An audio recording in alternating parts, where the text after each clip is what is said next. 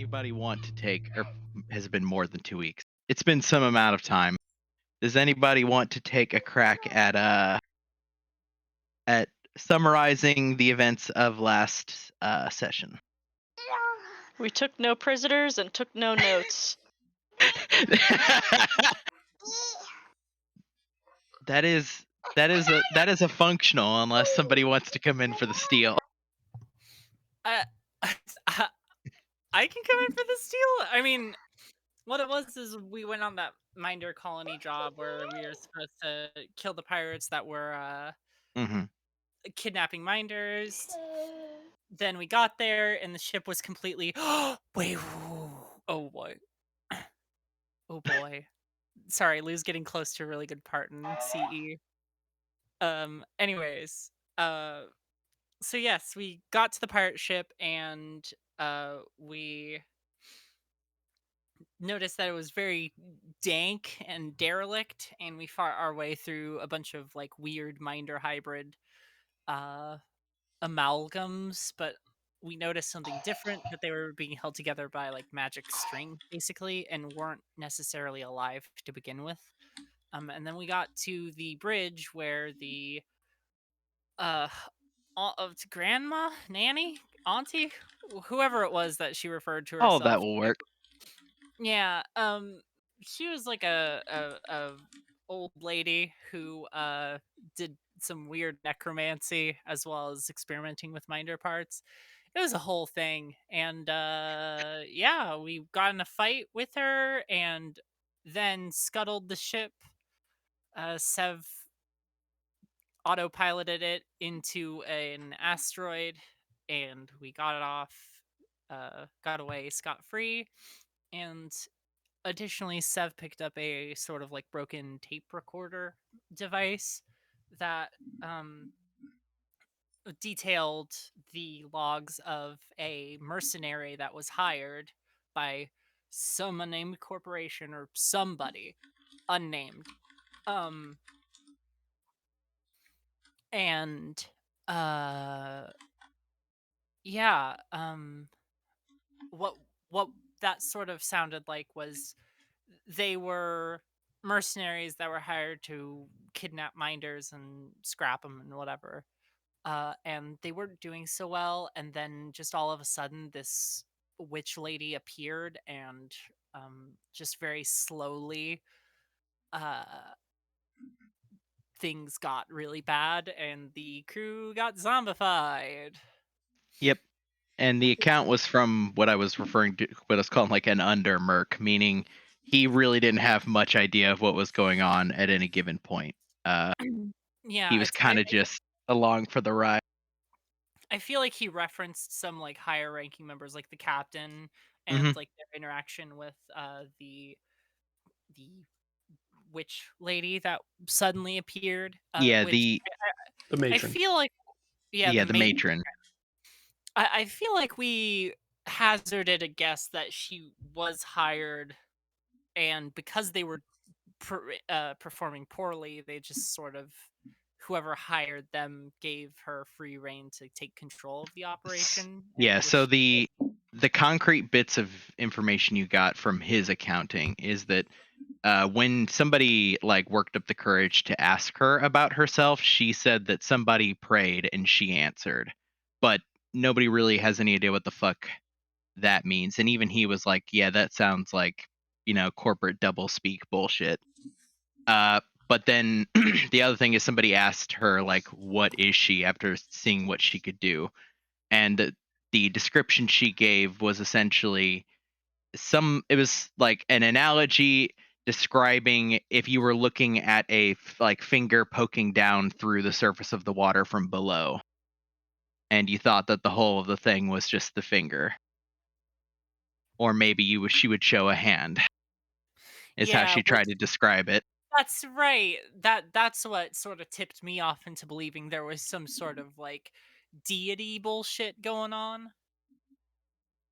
You gotta pass Hard me. to say. Yeah, it was all very blurry, especially since it was from Hmm.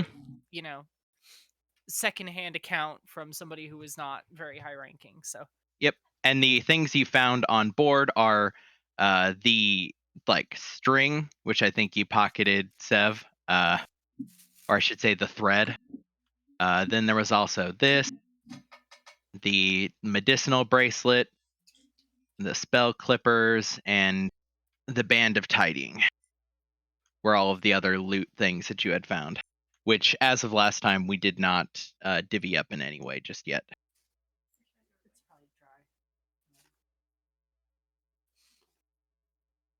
Because I think Sev had come and like dropped all these things on the table along with the data recording. I also believe that Sev was approached by Constance and asked why she sort of reacted the way she did after the matron was sort of taunting her and suggested that she took apart a minder to get her tech. And yeah, Sev did not like that. Constance sort of found it suspicious and decided to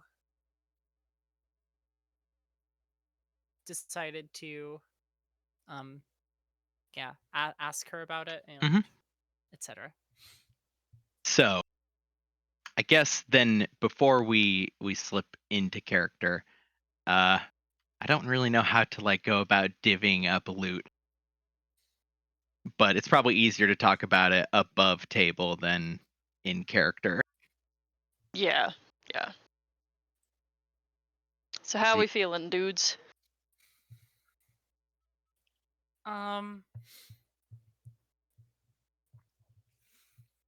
If no one wants the spell clippers, I could get that.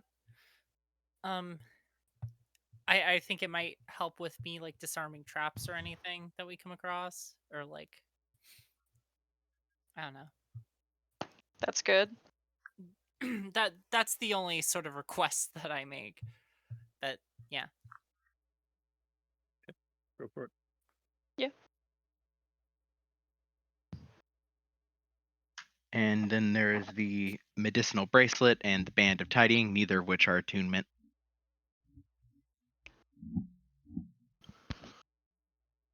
I can already heal myself pretty easily, so I'm not interested in the medicinal bracelet. I should probably go to someone who gets hurt a lot and can't heal themselves. Looks over at Beacon.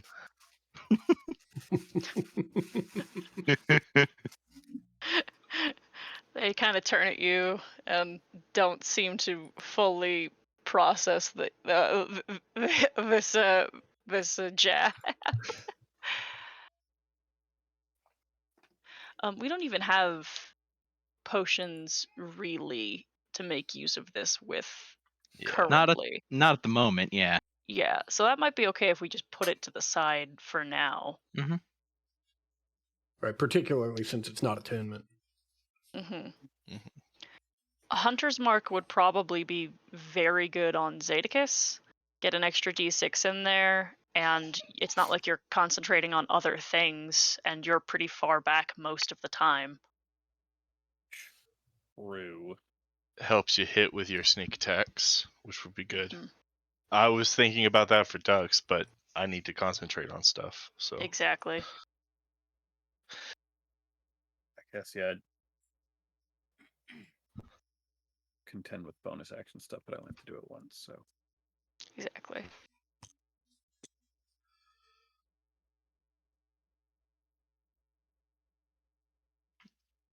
So you want to give it to Zedicus? Yeah.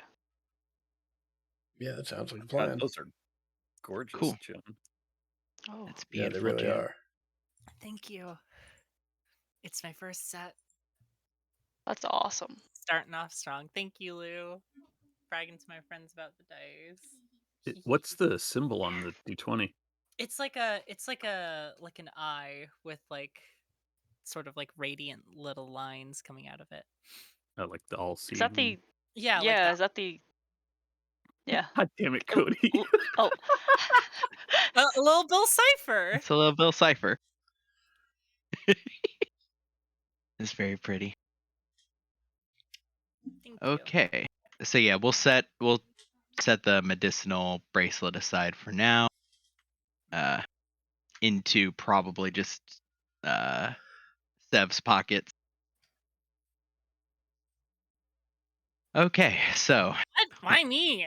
I'm like up there and I'm like, she sort of gestures at herself and she's really scrawny. Have Ducks take it. Duck says he doesn't want it. Well, just to keep. Put in your pocket. Wait, no, wait, I have a bag of holding. That's right. Yeah, I also have this. Wait, is it this game that I have the Got scarf of holding? Yeah, yeah. you do Yeah. have the weird Yeah. ass scarf Oh shit. with the little Feed it to hand. the little hands. Feed it to the little hands. She's gonna be like crouched down, like with the ring feeding into your belt. The sash of holding as it is now. It again looks inexplicable because from the perspective of putting things into it, it does look like you just sort of like straighten it out for a second, set it down, and then it goes wrinkly again and the thing is gone.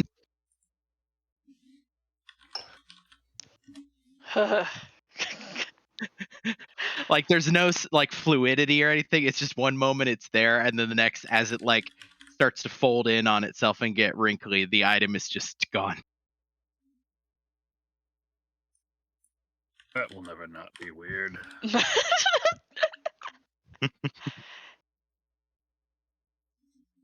All right. So we'll fast forward. There's a bit of travel before you get back to Malaise. We'll fast forward to you've landed. You've been met. The Yui essentially hails Mig, tells them that, mission accomplished. And you all are in the hospitality center. I'm Oh, using in heavy air quotes. God. The hospitality center, which is clearly just like the Arrested Development style, like model house. That's just one room. And yeah, I think Yig knocks on the door again.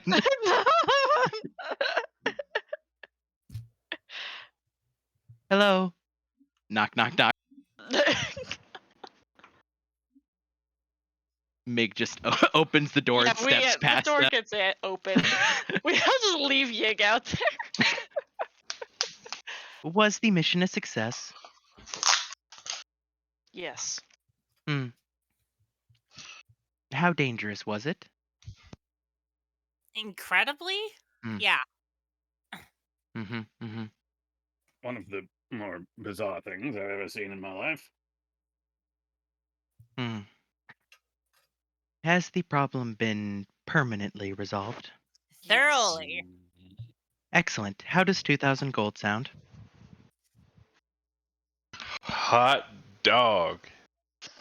Is this a good amount of gold for you? That's a yes? We do not have much use of it, other than in the trading. I mean, I'd be happy to take more, but Ducks kind of looks around at everyone else. That is in addition to the gold for delivery. Oh. Sure. Well, if gold storage is causing a problem for you, we will be happy to take it off your hands. Haha, I see what you tried to do. No.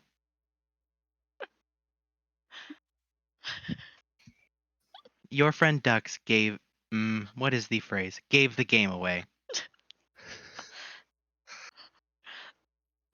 Would you like 2,000 gold for this? Yep. Absolutely. Who do I Yes. give it to? Narrows our eyes at Ducks. Who among you handles the money? I think that's generally Mig of all of us. Mig shrugs. I could take it, yes.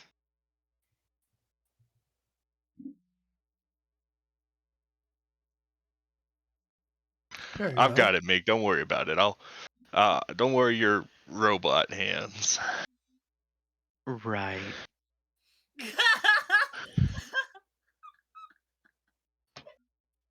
Yeg goes walking over to you, Constance, and says, could you sense the wrongness of the place? Was I correct? It was problematic.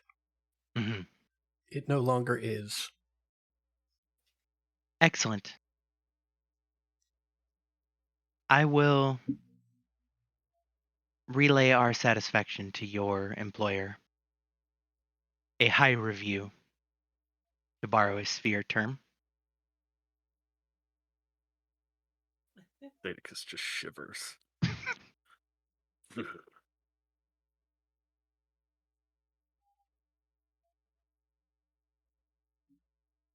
Yeah, Mig settles in and says, "Are we going to leave now?" Yep. Unless there's anything else holding us here, which I don't believe there is. These pirates, you said they just came. You have no idea where they originated from? No. Based off of their vessel, we would guess, well, a sphere, but it is interesting. They must have assembled it here.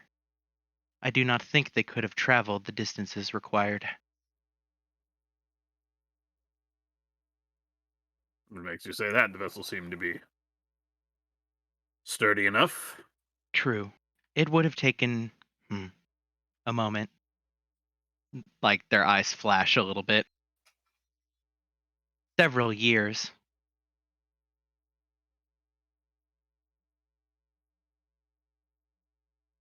Theoretically possible then, yes.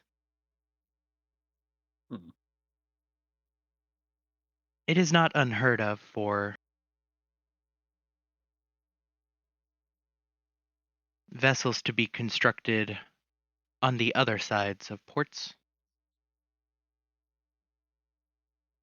I do not know of which world they would have done it on, as we were here first, and should have noticed.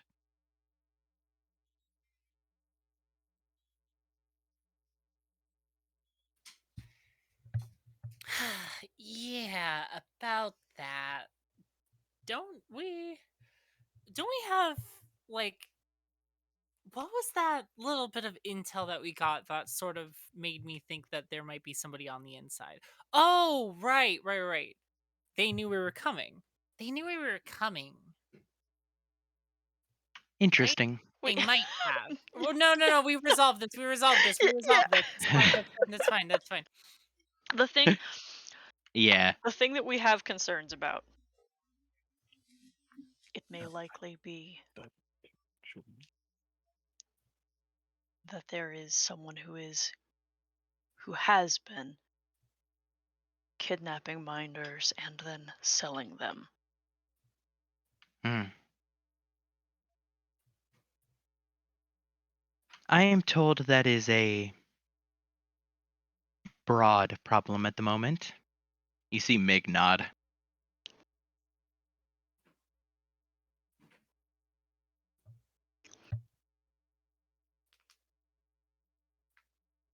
Though that My does not indicate why this ship was where it was and for how long. All of that data would be erased. Frankly, I assumed it was related to the wrongness. Magic. It is hard to quantify or study in any reasonable way.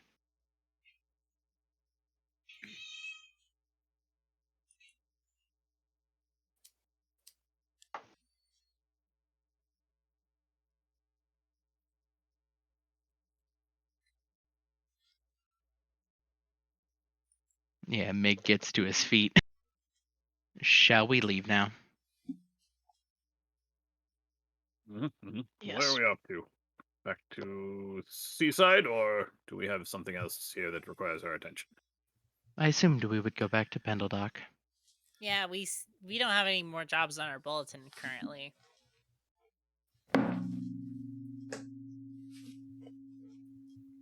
So Pendledock it is. Mig goes up to Yeg and shakes their hand. And you can tell, having like been around Mig long enough, Mig seems exhausted. Like, or at the very least, like just weary. And Mig says, "It has been delightful to visit with all of you, but we will be going now. Thank you for your hospitality."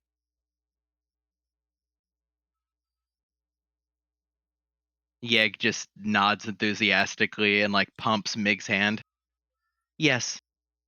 Feel free to come back whenever you would like.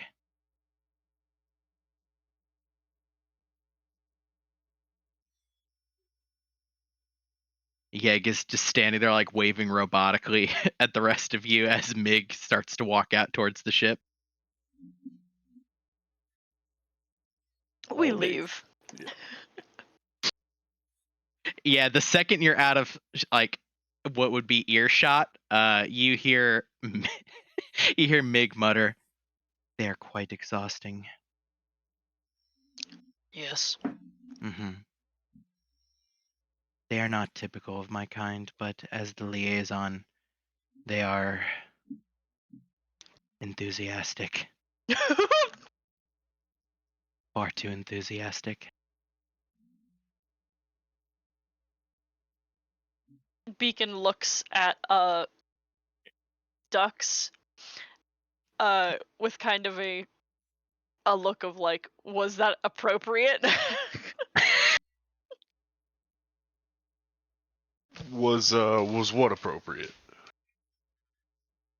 Oh, you just gave me a look. You didn't actually say anything. Yeah. Dux has no idea what you're talking about.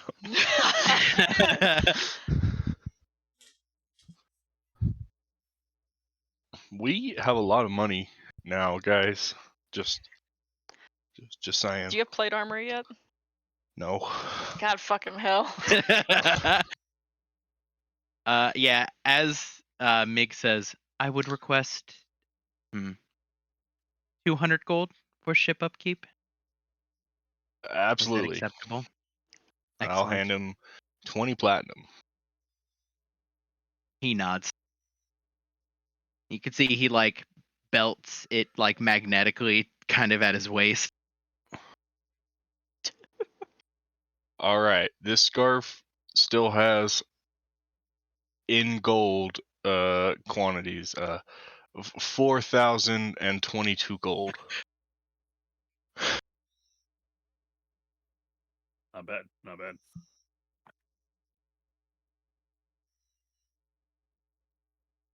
Should this be divided?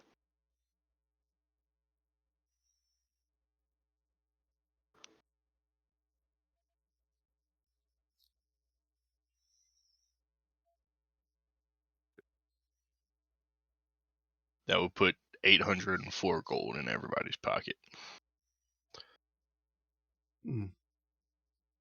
I'm much more comfortable with you carrying the gold, thank you.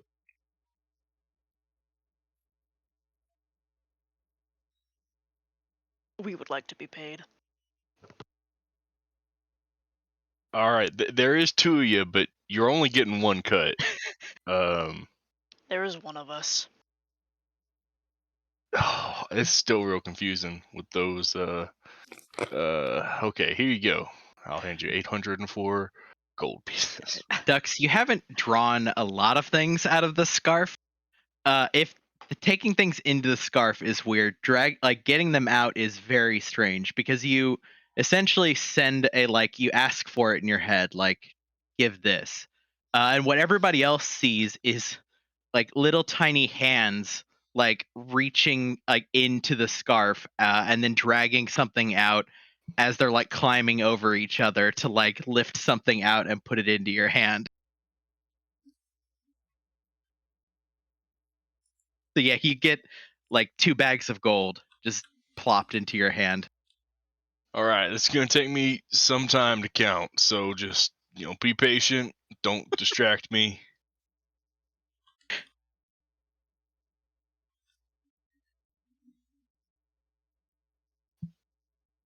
All right. So the trip back, I have to recall how long it takes. I don't think it's very long. Back to the port, that is.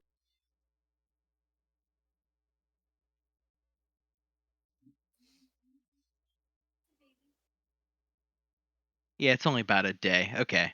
So yeah, you guys like shuffle back on board.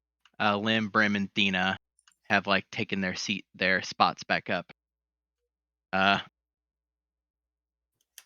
yeah, you have about a day's travel till you get back to the port. if you want to have any conversations or if there's anything any of you would like to do.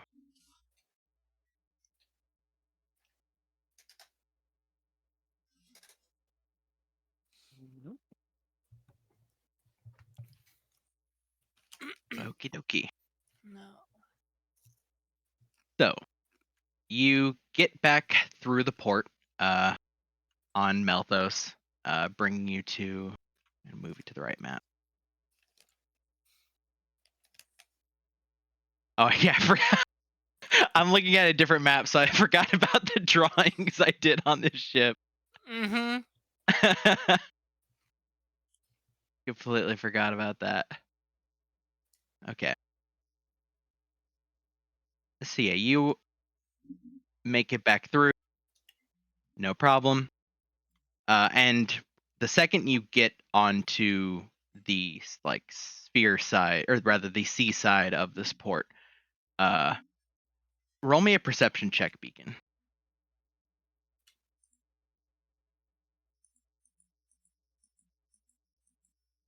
God, my All right. passive is so good, but this.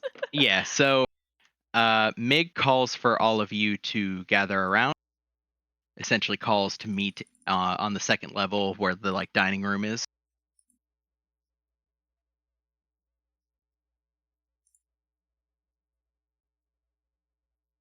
What's the word, Meg?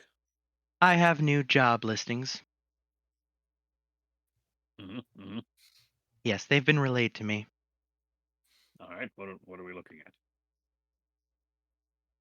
at? He drops down essentially like 7 little like packets that include everything I'm about to copy and paste.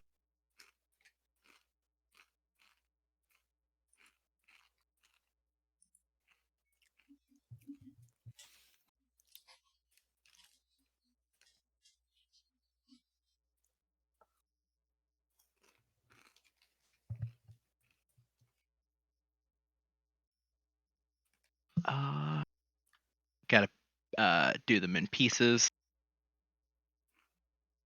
So those are the first.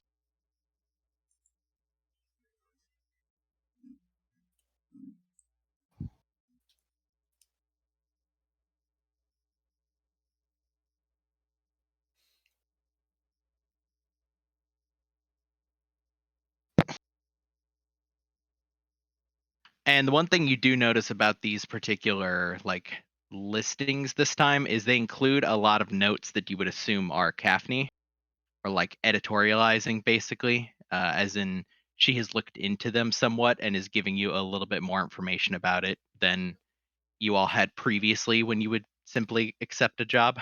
Sorry,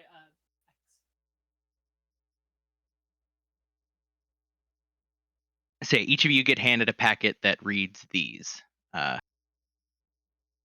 And because it has been a while, I will tell you for free that the name Leo Cole, if it doesn't ring a bell to you as That's the guy we got in a fight with in like the very first session. that's Yeah, the his guy whose that's his ass dad. would beat. That's his dad. Yeah. Okay. Who Yeah, I you remember knew him. He's in Zadakis my as notes. Yeah. or a landlord, Tomato, tomato. interchangeable. Yeah. Mig like takes a step back and says, "Feel free to deliberate, though we will stay here a moment so that I may relay back."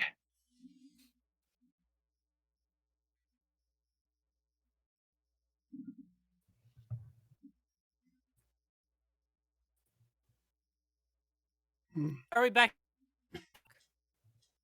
We Yeah. are back in Pendeldock, yeah. Not yet. We're On our way to, rather, Okay. yeah. Yeah, you We're are back to just Seaside. inside. Yeah, you're just inside the like. You're basically great, next to Minder Isle, Okay. idling for a second. And Mig says that like they have received the newest list of, and that it would be more efficient for you to Yeah. choose one so that they may prepare. They being Caphne. Also, if you're showing a handout, I didn't get it.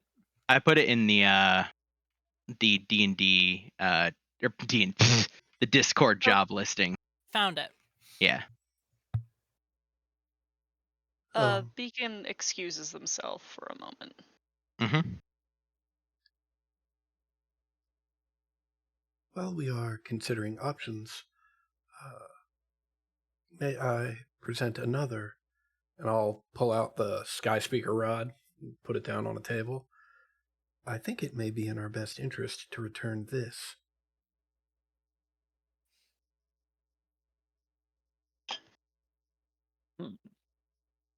Visit the Sky Speakers. Yes, I've considered it, and I'm concerned that it might have had something to do with the pursuit on our way to our most recent job. Could be, although I don't think they were really chasing us. There was the other vessel. Well, Yeah, I think we already got the curse thing that made the smoke monster appear. You know, well, like the curse of the ship. I'm not concerned about the smoke monster in this instance. I'm concerned that they would like their artifact back. Right. Couldn't hurt to return it. I mean, I spent a. I've got to check my notes. Well, we do have a job in Shoal's direction. I mean, it very well may be the case that this is just being overly cautious, and that the chase had nothing to do with this item. The question is whether or not we want to risk that.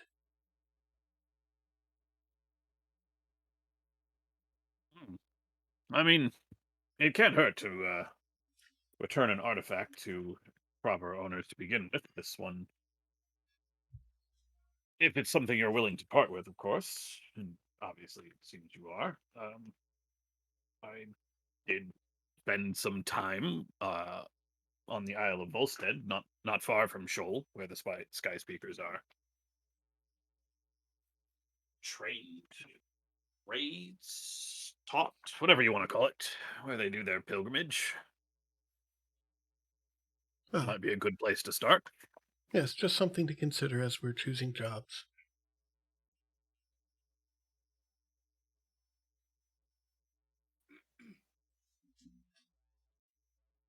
Yeah, another thing it is made clear to each of you that like the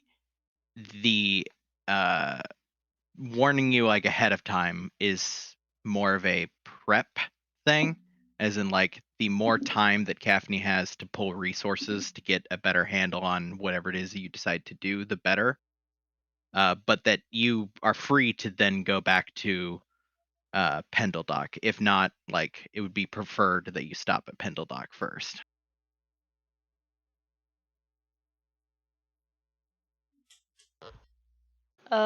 After a good little bit, Beacon returns with a more relaxed posture and says that I think it would be a good idea if we went after the construct in Pendeldock. Or the thing that was believed to be a construct. Little murder mystery. I like the sound of that. I mean, I don't actually like the sound of that. Murder's not solving a case. We can do that for sure. That sounds good. This job with the warlord, back at the fields of Jaresh, it mentions about that might open up connections, possibly with the Resh and the Oramni. That could be useful in itself. Might have a use to do that. The other thing about the revolt is that most of you would know, besides maybe Sev, actually, that the Miss Neth is a kind of like mythological hero in the Ziz-Yun, like, it's not really a religion necessarily, but like that the Miss Neth comes in from like the mountains whenever there is something very important happening in their society. Currently, nobody really knows if the Miss Neth is an individual or if it is a title. They have appeared to be different people and also different combinations of Ziz and Yoon over the history of the Ziz Yoon kind of nation. A Buddha. Yeah, so currently the prevailing theory is from the Ziz perspective is that it is the Miss Neth must be a representative of some secretive organization. Or if not the leader of said organization. Whereas the Yoon believe that Miss Neth is a more mythological, spiritual sort of thing. But yeah, the fact that it is a Yoon woman claiming to be the Miss Neth is pretty weird, if true. I thought Dux was talking about the warlords on Yeah. the field of Koresh. Yeah, I was adding just an extra context to the first one. Got it. Mm-hmm. Can we all be agreed that the money collection job for Mr. Cole, I'm not interested in that one. For ethical reasons? I've never, yeah, I guess you could say that. I'm not much for, collections. Perhaps you are interested then in the tenant's job offer.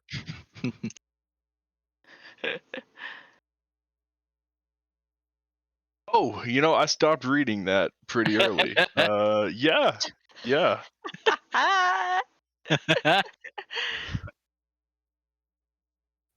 Yeah, geez, what do we look like? The mafia ducks? Of course we're gonna be working for the debtors. We did I mean, just if we are crash a maroon vessel.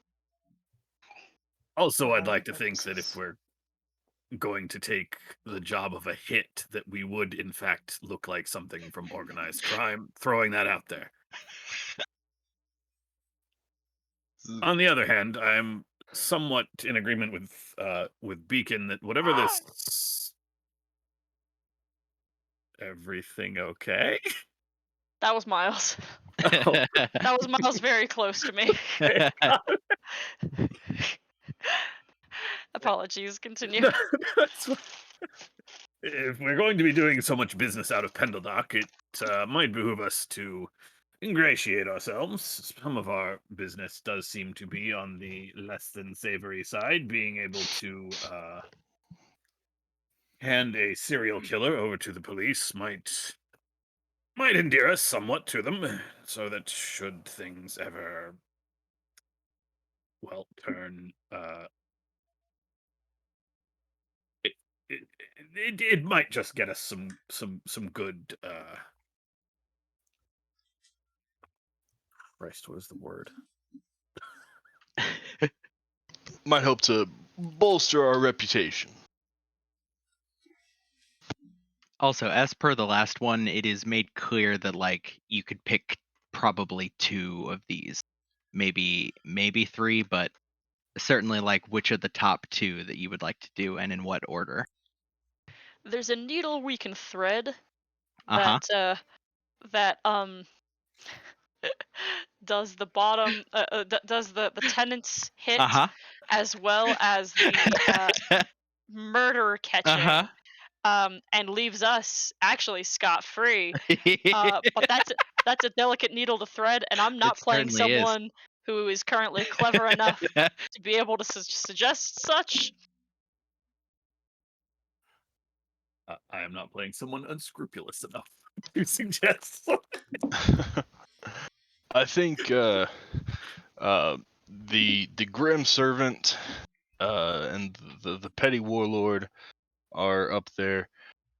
The missing children are also something to, finding missing children is, feels altruistic and something we shouldn't wave away.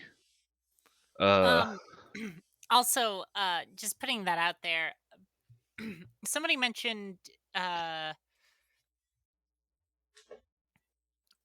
the Well, returning the Skyspeaker rod, if we did the tech delivery to Shoal, we'll get close to wherever we need to do that. So I feel like some of these are a lot longer winded than others. Like, if we wanted to take on, the tech delivery or the warlord or the missing children, like we could take those, and then while we're in Pendledock, maybe while we're waiting on supplies or something, we can take care of the local ones.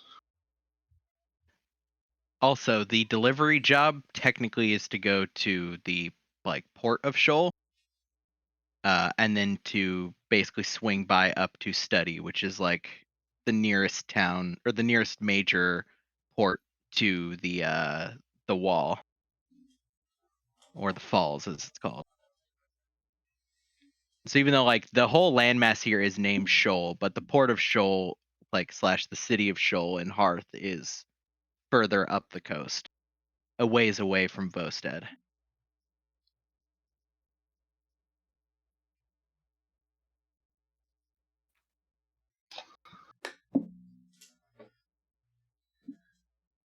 Well, I will need a bit of time in Pendledock to do some shopping and some resupply. If we would like to take some of that time or some time thereafter and dispatch the landlord, seems like it should be relatively short order.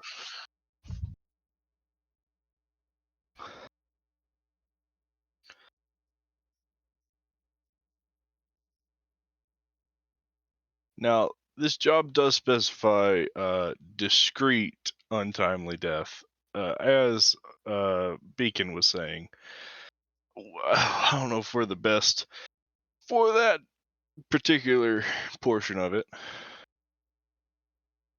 Everybody roll me a quick perception check. Also, Sub's gonna reply to Dux. What do you mean? I could whip up a poison or something? Or like a contraption that, when activated, drops a piano on someone's head. That's discreet. Dropping a piano would be described as discreet? Well, it'd be accidental. Nobody would be investigating someone. And just be like, oh no, did you see that guy get brained by a piano? Yeah, it was super cool. That guy was an asshole. Oh well, bye. I do wonder, they're offering 500 gold for a discreet and sudden death. Does that mean if we can only perform sudden, that we would still get 250 gold?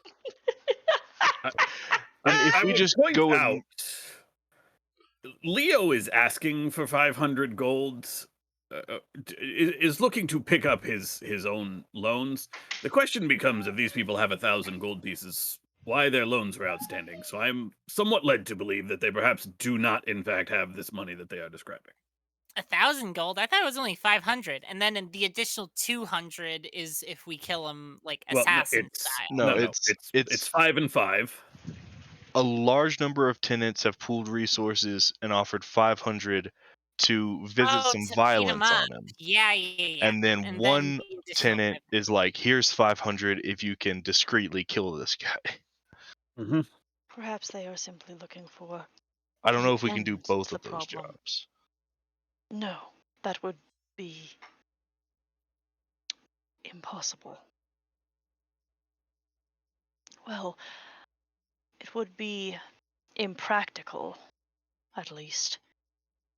And for those who care for ethics, unethical. Mm-hmm. I don't know, we'd be putting them out of a... I'm very confused. How is one exclusive of the other? Well, I mean, the tenants as a whole don't want us to kill them. They just want us to beat them up a little. That's not what the job says. The job just says they want preemptive violence visited upon him. I believe a discreet and sudden death qualifies as violence. Sure does. I believe the issue comes to collecting 500 gold off of these people and then Well, killing them and then asking for an additional 500 gold, while not something we are incapable of doing, may not be something they are capable of manifesting. Yeah, but Uh. I mean, that also raises the question of if we don't, then he's going to be the one collecting on that. And, it is clearly something that one of them can manifest, but, not everyone. So,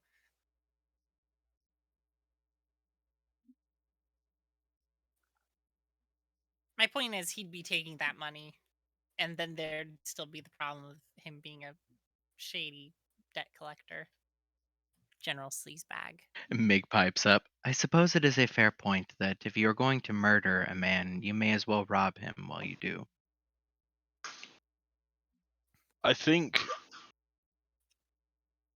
while this is something that could be easily done, if it's not something that we can easily do, we should focus on other jobs above that one.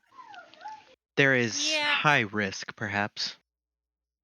We do want to make sure that we can continue to do business in Pendledock. Its proximity Yes, to the yes. gates is rather important. Yeah. I would hate and for also- a waste of flesh like Leo Cole to be the death knell of this particular enterprise. Excellent point. So you are suggesting that we take care of the Grim Servant to gain goodwill with the local authorities before we end Leo Cole. That would be a good order, but if we can only do those two, then, I just feel like, we'd make more money and do more good if we tackled, like, the missing children I see. or...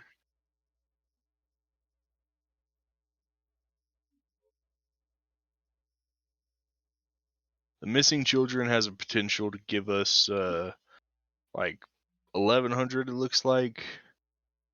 Whereas the petty warlord's looking at 12 and some open avenues.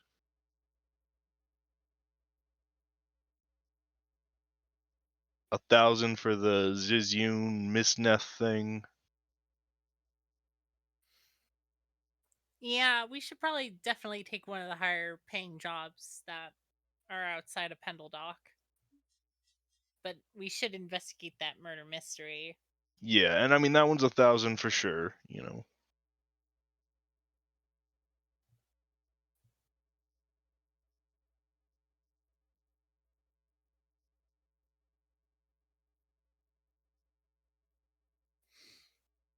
So have you decided then? At least on the first. I feel strongly that we should do some public servitude in Pendledock. Mm-hmm. Yep. The Grim Servant for sure. All right, and as for the next job, setting aside the potential murder of Leo Cole, My vote goes to the warlord. I have no qualms with that.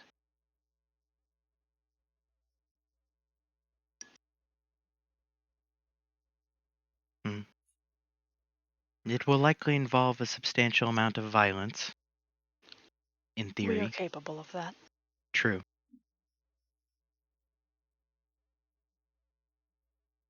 Yes. Either that or the job in Thist. Either one is acceptable to me.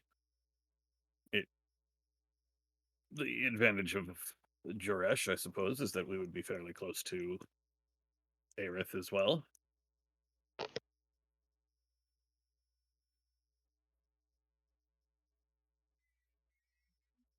Although I'm afraid, Constance, that neither of these takes us on our way to Shoal. Although we can... Well, that is fine. I believe that as long as we are not near there, they won't sense the artifact and come chasing halfway across the sea for us. Wait, we're coming out of the... Way. Sorry, go ahead. You are down at Minder Isle. I was thinking we So were coming out of the port of Elsie. Never mind. no. We're actually not going to go that far. From Yeah, the front. Elsie's that's the one you were going back and forth through for the first couple. You've gone quite a bit away.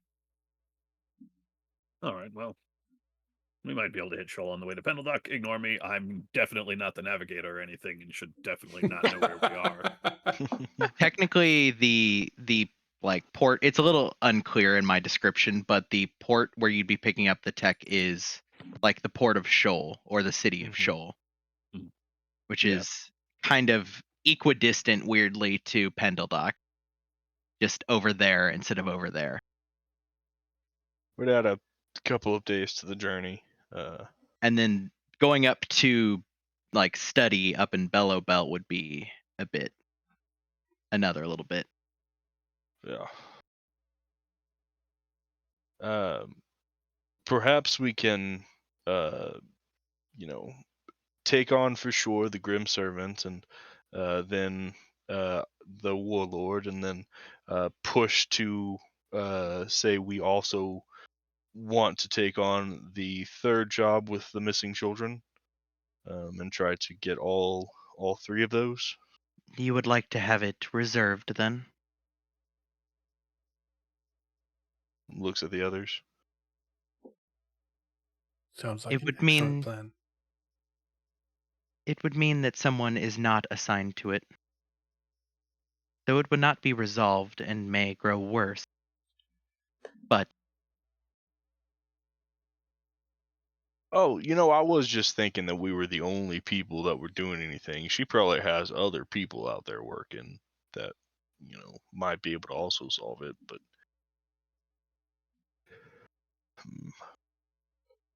would you like to reserve it then?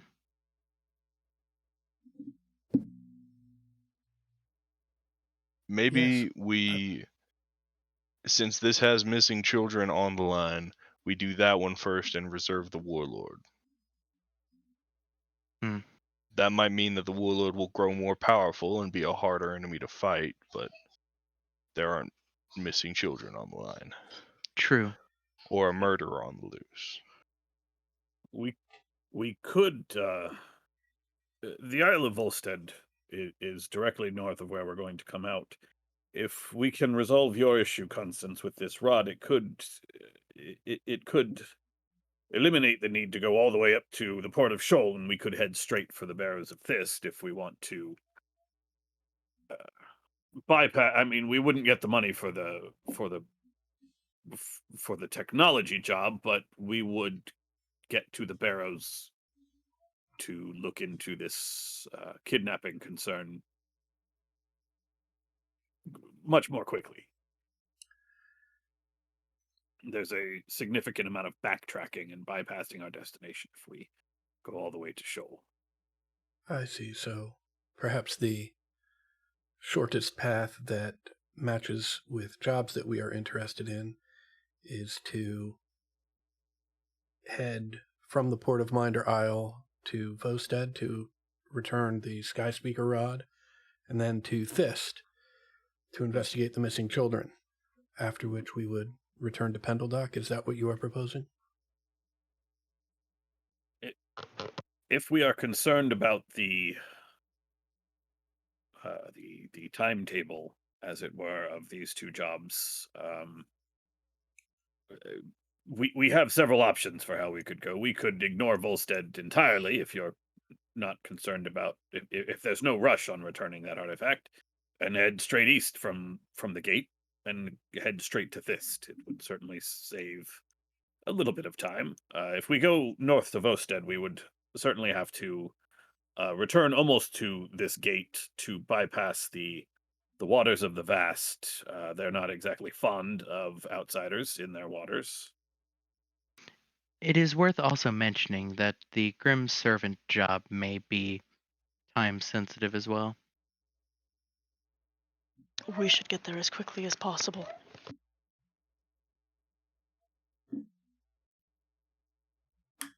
The Grim Servant's an active murdering. I think that one should probably be the first one.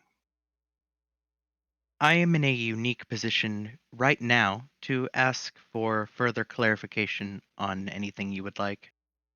Do you have questions? This window will pass when I have traveled some distance from Minder Isle.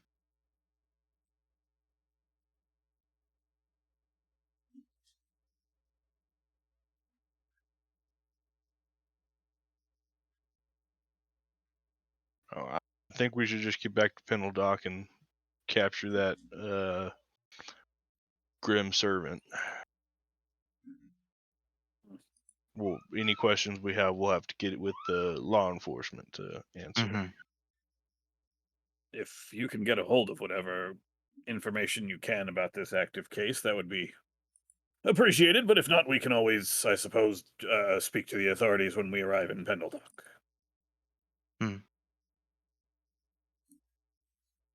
And what of the missing children? That'll be next. Is that the vote then? For that and then perhaps reserving the petty warlord? Mhm. Assuming that remains a problem. I'm in agreement. I think Dux has the right of it. Hmm. I am also in agreement. Do you have any initial questions about the missing children case?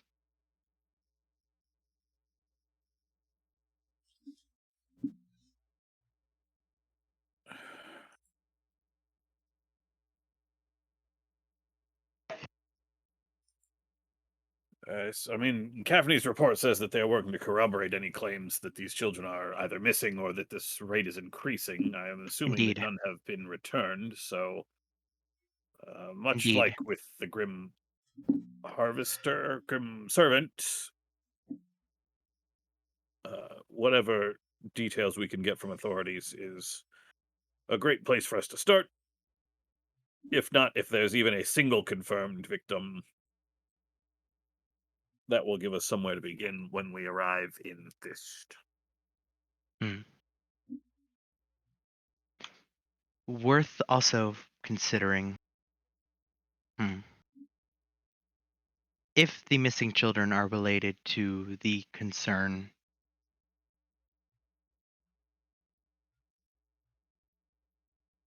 Mig kind of considers for a moment. It is potentially more dangerous than it would appear, or more geopolitically complicated.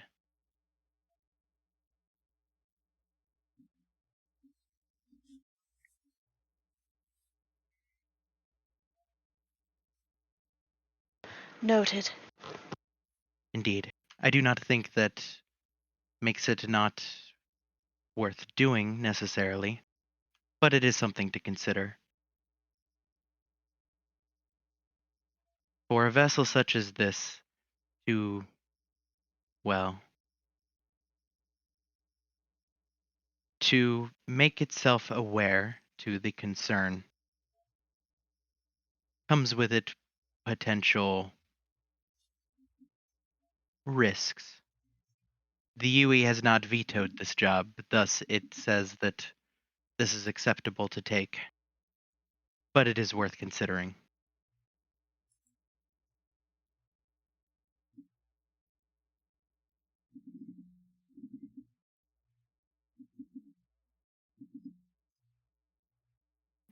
Mig shrugs. Either way, do we want to stop at Vosted first? No, I think we should head straight to Pendledock. If Constance is willing to delay the return of the artifact. Certainly.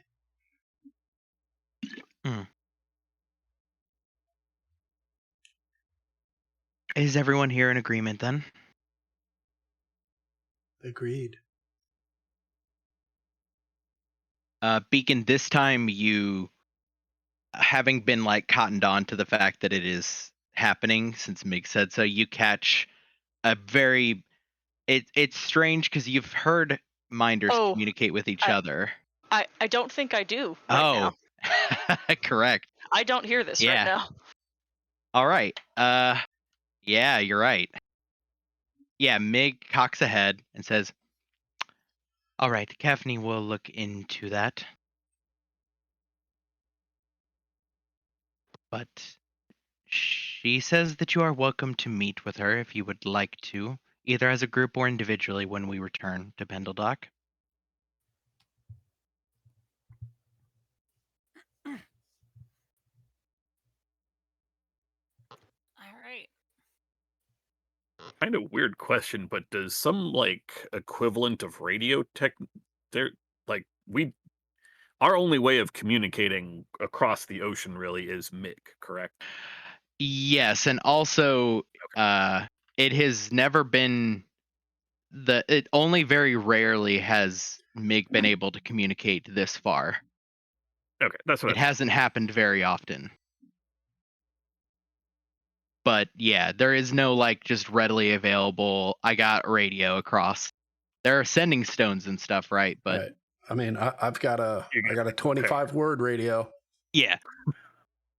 There are all the like magical things, but yes, in terms of technology, there is no like two-way radio that exists. All right. So, Zedekis, you chart a course? Yeah, I'm going to try to get us there as fast as I possibly can. Uh-huh. Pedal to the metal. Give me that check. Oh boy. First roll back. We know this is going to go great. And this is what stat? I believe we made it either charisma or I believe wisdom. Because Alright. one is like work collaborating with the ship and the other is relying on your Never mind, we're going normal speed.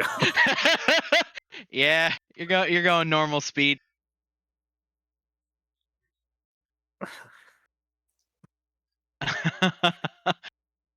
Damn. I rolled a 4. Yeah, it happens. guys. Yeah, in this case it's like the UE seems Sorry. If I have inspiration, give me 1 second to get back and find out. I'm giving you Yeah. inspiration, dude. Actually, I'm helping. I have the skill. I'm not doing. You're lookout helping for the duty, first I'm time, helping. huh? Yes. Interesting. Okay. Yeah. Take my inspiration. Are you sure? Yes. Do you really Well, want to see this? Yes, I well, do. Zedekis, be sure to not count this mark. It's in fact a smudge. Okay. Yeah. You did it. So let me work this out.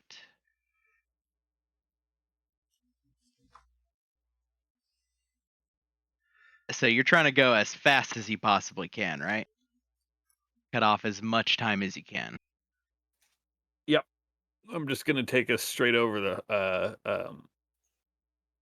Harmony Waters. That's fine. Yeah, so you're going to cut off of the like 12.5 days that it would normally ish take. Yeah, you'll get there in this is like the first time you have truly like flexed like this. Granted, luckily for you, you could pass it off as, this is a team effort, collaborative. It's great. But yeah, you'll get there in about 7 days and change. So let's say 7.5 days.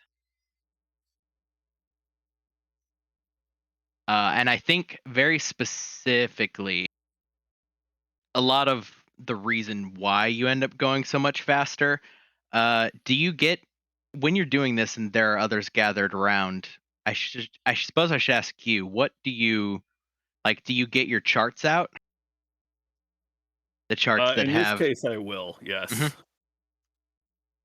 Yeah, we've described them a little bit between the two of us. Yeah, these are This navigational. one doesn't come apart, I don't think. No. Sorry, I thought I was muting myself.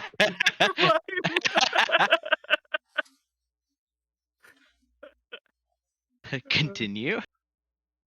These are probably some of the like highest quality maps and charts that have ever been made. The material, not just from a material standpoint, but the degree of precision built into these, they also sort of they note a few like channels that don't exist on other maps. A few places that you can find perhaps warmer waters. These are potentially the most detailed navigational maps of the sea that have really ever been created. Ooh. Where did you obtain these, Zeticus? Oh, these are something of a family heirloom, something of a life's work, something really of several lives' work.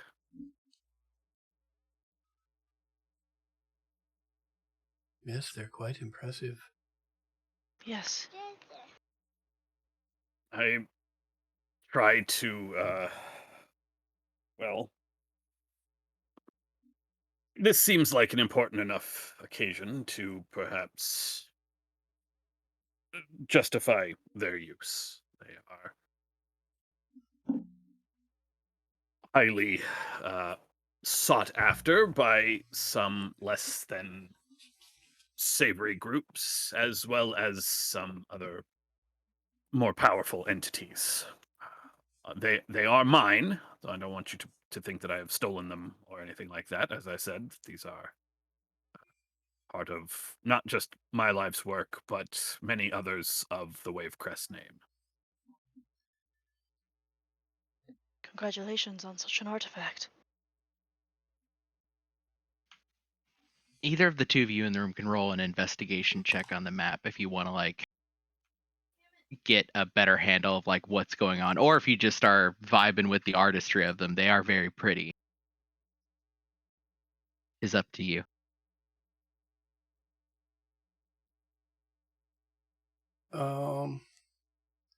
Yeah, I just want to. I'm going to investigate it, but just to see how much of it I can read, just from my time spent on the seas.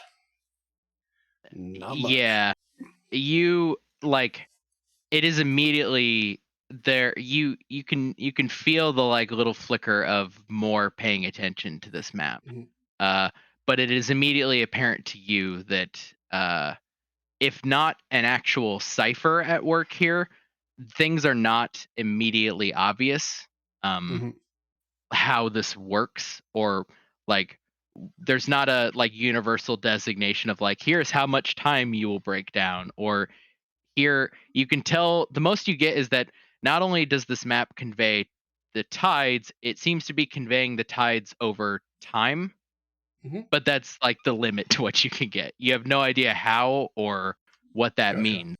It's you like are starting to understand, and then you realize there's a whole other part of this, which is encapsulating time and seasons in a way that you just immediately loses you. Right.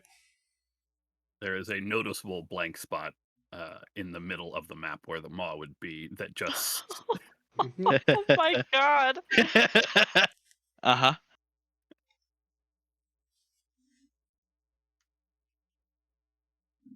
All right. Do you conclude your navigation session? Yeah, once the UE is on track, well, that should get us there in save us about half a week or so, I suppose. Thank you, Zeticus.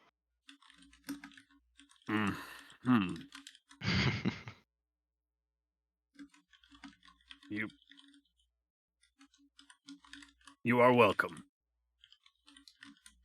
They smile. Sort of narrows his eyes.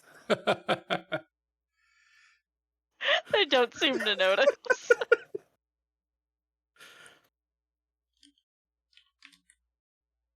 Regardless, the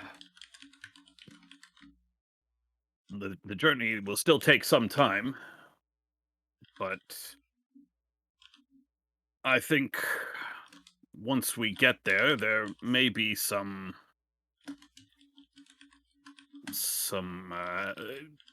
initial avenues of investigation, we may want to decide as a group where or how we want to approach this investigation before we get there. Obviously, speaking to the authorities will give us as much information, perhaps fill in any of the gaps that Kaphne is unable to provide for. Pendleduck is not a particularly large city, but there is still much ground to cover for this sort of endeavor. Agreed. Am I remembering incorrectly that it said like this? It was targeting specific types of people, right?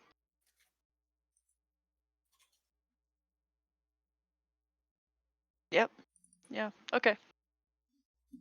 What? I was just rereading the case again. Okay. Yep. All right. So you all begin your travels. And the evening of the first night, Ducks, you get a knock on your door. Well after most of everybody else has gone to sleep. Whoever is on the other side of it hears a very loud snore, and then like Ducks hit his head, and then he comes and opens the door.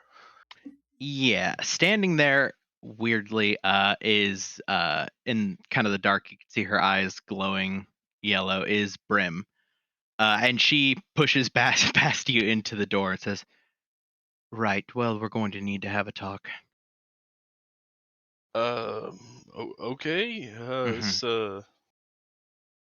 Yeah, shoot. What's up? Close the door. Okay. Yeah, it's closed. Right. So, how to begin this? Thina says you are like her.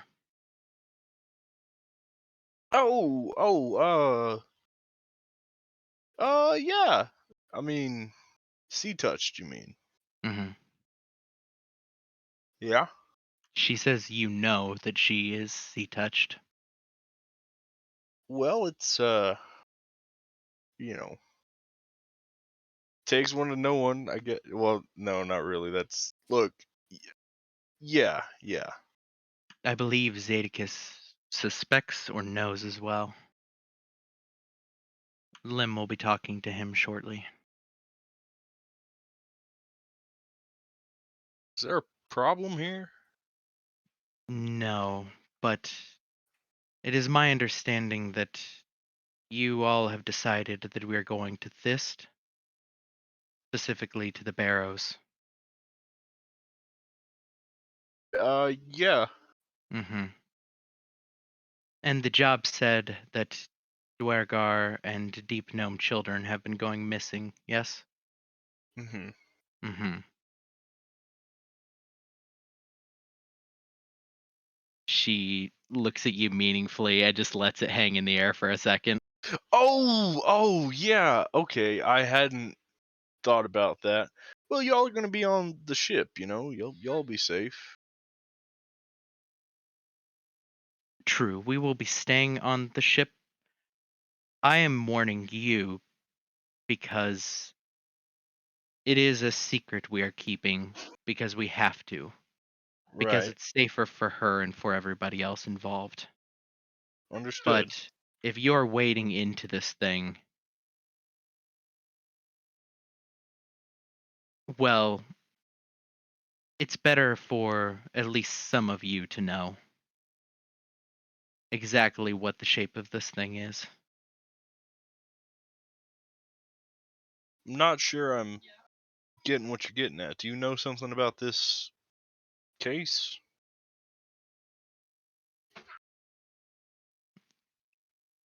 She like leans up against the wall and like it seems to like idly tap her fingers on the hammer that is hanging through a loop at her waist. Yes. The simple answer is yes, I do.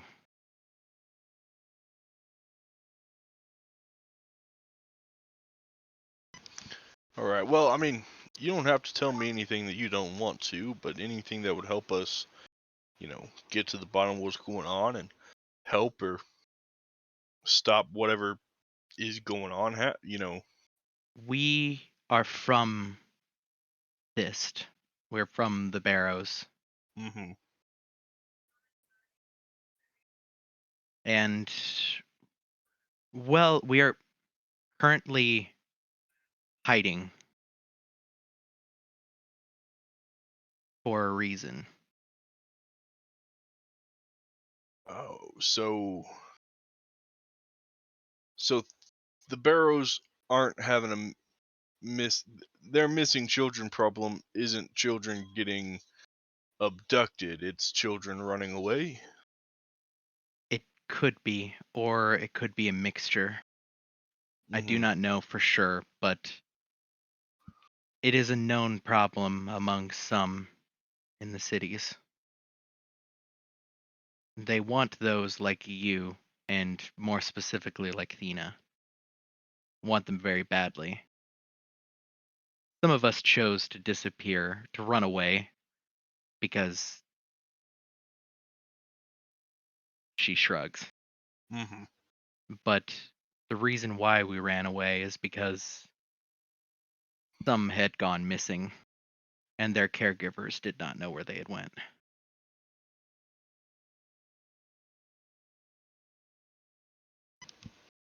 Okay, well, this will be good information to know going in.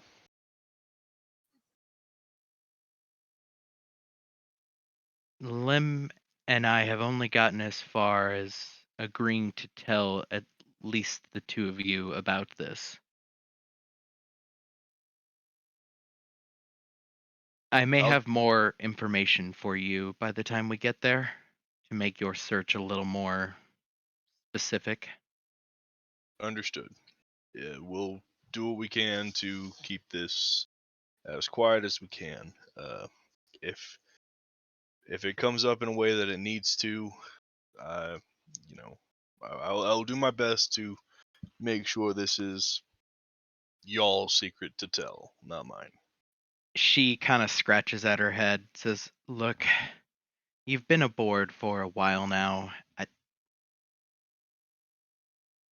We're we're close to the place where maybe we can trust everybody with this, but Who are you calling a board? Ha ha what? ha ha. Oh, sorry, I'm not the funny one. Uh, Neither am I, actually. eh. Well, sorry to be melodramatic about the whole thing, middle of the night, yada yada yada. But if you're wading into shit, uh, I figured it'd be better if you knew a little bit more. Mm-hmm. Right. And since you already kind of knew anyway, which we may have some questions for you on how that whole. Well, rephrase. Do you have any fucking idea what it's all about, or do you have the whole sea touched thing?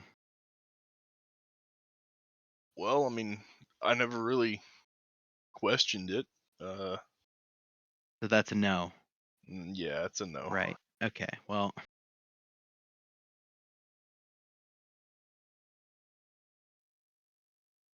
thanks for the talk. You can tell having accomplished the mission, Brim is getting more and more like uncomfortable and is starting to inch towards the door. Yeah, no, yeah. I need to go back to sleep. Good night. Mm-hmm. Perhaps we can talk again some other time that's not right now. Mm-hmm. Right. Well, have a nice sleep. Yeah. Have a nice awake. Yeah, she slips out and closes the door. Later on the same night, unbeknownst to Dux, Zadicus, you get a knock at your door. Come in. Yeah. Lim comes walking in and immediately signs to you, hello. How are you doing? Why are you waking me up? Is the ship under attack? She signs no. That says, "Can I come in?" Yeah, come in. Close the door. Yeah, she comes in and closes the door. So you see, she like elaborates out the "so" as she like taps a foot on the ground. Spit it out. Yeah, you saw Thena, huh? Yep, we've been over this. Right, yeah. And you're gonna go to the Barrows? Yep. Right. Well, they're taking kids like Thena. That's I why we ran away. see. Okay. Yeah. Yeah.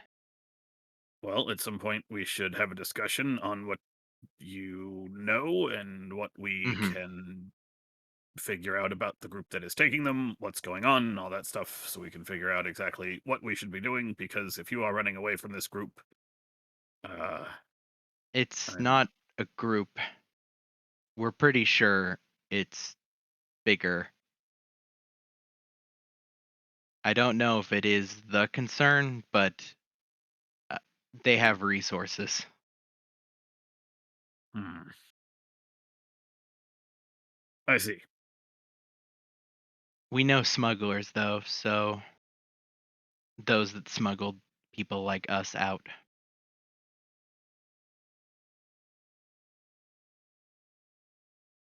So I can Hmm. give you all of that later. I think Brim is going to be telling Dux also, because Dux knows about Thena and is also kind of the same as Thena, though we don't really know what that means.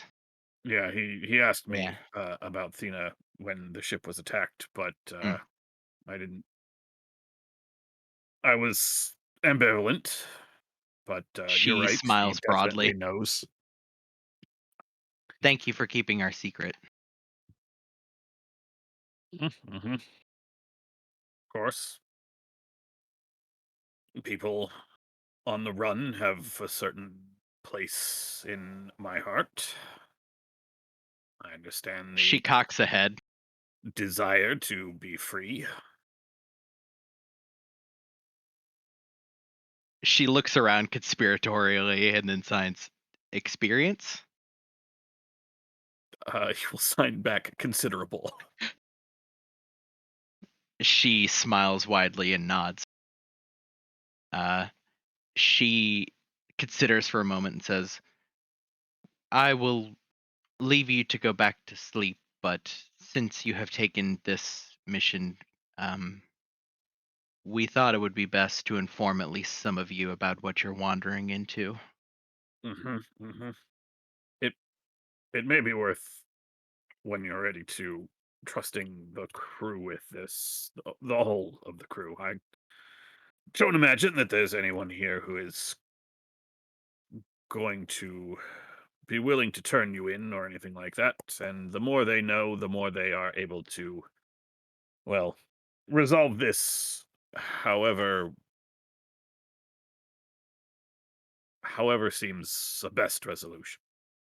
After all, right now, many of them think we're looking for kidnappers. If the They are understanding kidnappers comes as out, well. yes. But if the understanding is also clear to them that some of these people are going willingly to avoid, uh, to avoid the concern entirely, then you know, it it is a certain facet to the incident for us to consider when we are there. She considers for a longer moment than usual and says, "We are worried that for a price, somebody would give information up. We're not sure yet, but maybe soon. And we trust some of you." She smiles. Well, thank you for your trust, but I am confident that no one here would be willing to sell you out. I mean, She smiles, says, "To be honest, I don't think they would, but Brim isn't ready yet." Fair enough, fair enough. Just in your own time and all that. But I I will be honest with you here. If it becomes an issue that might affect the safety of the crew, I am somewhat honor bound to divulge. I would hope that you would be willing and able to do that beforehand, but if not, I hope you understand that if we are in the middle of this investigation, I'm not going to put the crew at risk. She nods and says, "If the issue is forced and you must, do so, and I will handle the fallout." It should go without saying, but I will say in any case that we will do everything possible to keep you and Brim and Thena especially safe. She nods and says, she like considers for a moment and says, "Thena doesn't know why we left."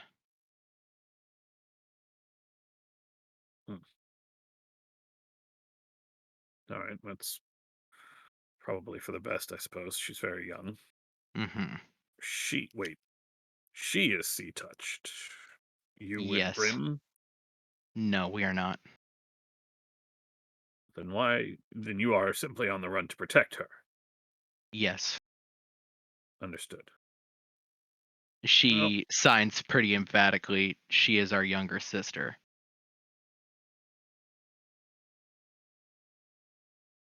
I understand.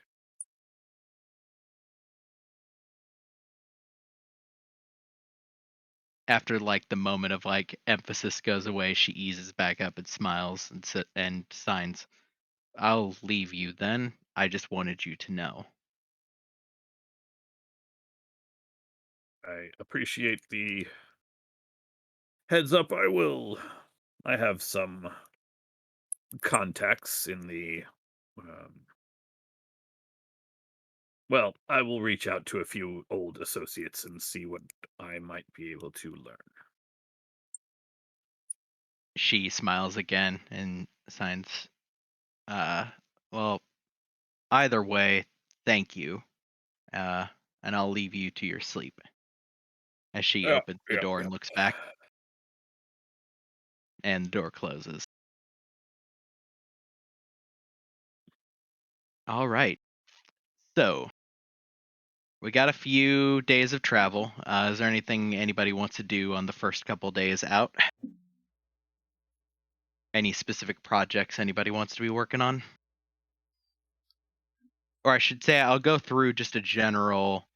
Uh, we'll go through a quick like, what do each of you occupy yourselves with? So, like, what does Zadicus do over the first couple days? Hmm. Kind of a double check on like, what does everybody do during these downtime bits since it's been a while.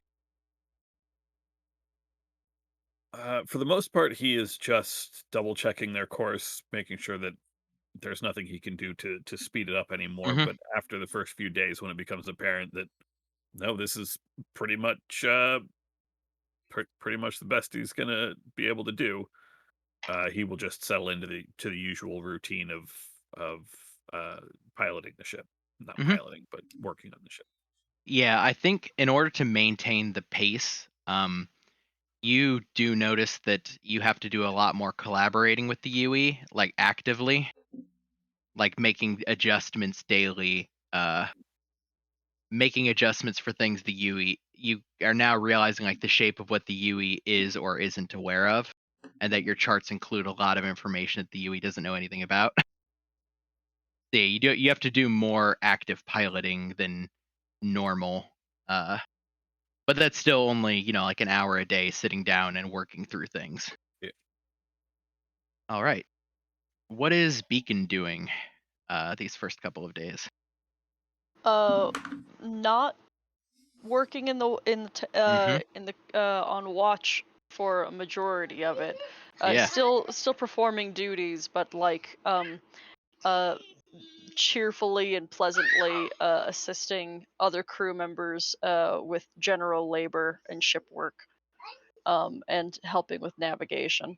Key word here being pleasantly, Oh yeah, conspicuously pleasantly. conspicuously different. Yes, and not like cheery and delightful, but like much nicer. Yeah. Like speaks more frequently and and expresses gratitude and interest in other things and people. All right. I feel like you intersect a lot with Dux in kind of those day to day, since Dux ends up being a generalist a lot in addition to a rigger. Oh yeah, Tyler and I actually talking about it and have come to the conclusion that like Dux and Beacon have a lot of companionable, similar Yeah. interests and like and get each other better, but that doesn't mean that like we have a lot to talk about. We I just mean, end up hanging out a lot and yeah, get you end up each other's spending whole a deal. lot of fucking time proximal to each other, even if Yeah. proximal means like you're up there and I'm down here doing shit. Yeah. All right, Dux, what do you do with your like normal day on a ship? Well, I mean, we are actually sailing now, so Dux is a lot busier. Mhm. You know, working rigging and stuff. He's, spends his free time just drinking and shouting and having a good time. Carousing. Yeah. You and Helig are just carousing up on deck half the time. Yeah, basically. All right. Constance. The first couple days, any time that Constance isn't spending doing like food prep or sleeping, she's going to be up on deck, just sort of quietly observing. After a couple days go by, she'll sort of resume her more standard pattern of hanging out in and around the mess hall and chatting people up as they come in, either for meals or for snacks, and trying to dream up some additional entertainment options for the crew. All right, we'll come back to you in a second. Sev, what kind of projects are you working on?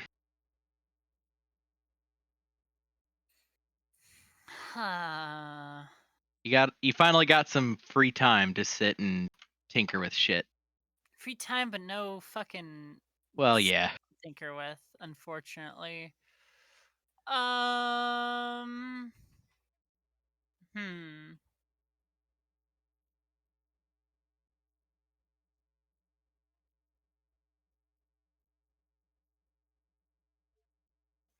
I don't know. I think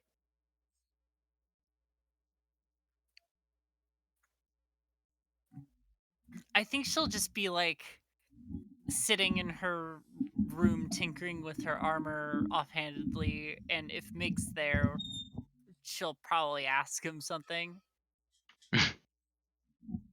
Yeah, I mean, Mig is there.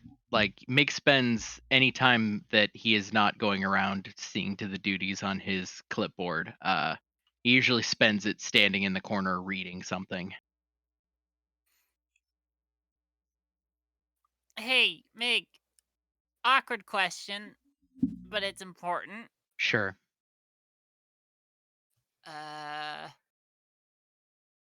Still sort of worn out from the visitor center? Yes. Oh boy. It is a lot of socializing.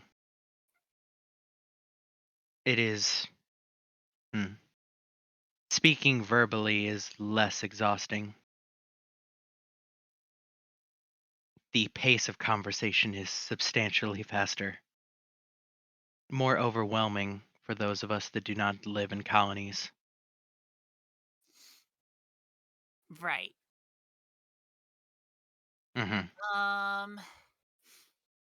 Well. You know what? I think I changed my question. How sort of technically minded are you? You will have to be more specific. With regards to myself, quite. Well, that's good, actually. I mean, there's a lot of learning to be done about Minder tech, not to replicate it, but just to sort of, you know, for research's sake and to, like, I don't know. after the last job, some sort of extra vehicular breathing apparatus, I realized would probably be a good safety measure for the crew, or at least good to do work in case the ship gets compromised in space. Hmm. This is a good idea, yes. However, clarifying point. You are wanting to do this with some form of minder technology? Uh, well, not specifically, but if there's something that is sort of, I suppose, mechanically similar to where I can like transpose the idea into something else, I, Hmm. like some sort of like arcane conversion of matter in a very limited capacity, or at least some Mig sort of holds up a hand. uh Before you proceed any further, I am not a religious individual, not particularly theologically minded. However, I do not believe. Hmm, I will not assist with your endeavors to replicate or mimic Minder technology. I find no personal issue with them myself. They are very interesting and beautiful in their way, but I do not think it is my right to do so. well, yeah. I mean, like, it's less about mimicking and more about just borrowing concepts, because the design won't be for anything of sort of that elegance in design and, you know, all the rest, and nor will it be trying to replicate what a minder is or how they work. It's I arcane concept. It's like breathing or eating. It's like knowing about them is an easier way to understand how to sort of replicate something that metabolizes, or like knowing what that is and how to garner, energy from it. It's not that I specific, obviously, but should clarify again. Your friend made an individual choice to explain to you in greater detail not just how they work, but how we all work. We are more uniform than the constructs of your spheres. To tell of one is to tell of all. I do not necessarily fault her for doing so, but I do not think that I have the right to do so. yeah, I suppose it is a big responsibility. It is a personal belief, yes. Many minders are divided on the topic. Yeah, I've been made acutely aware of this recently. I suppose it is a bit different than well, I guess.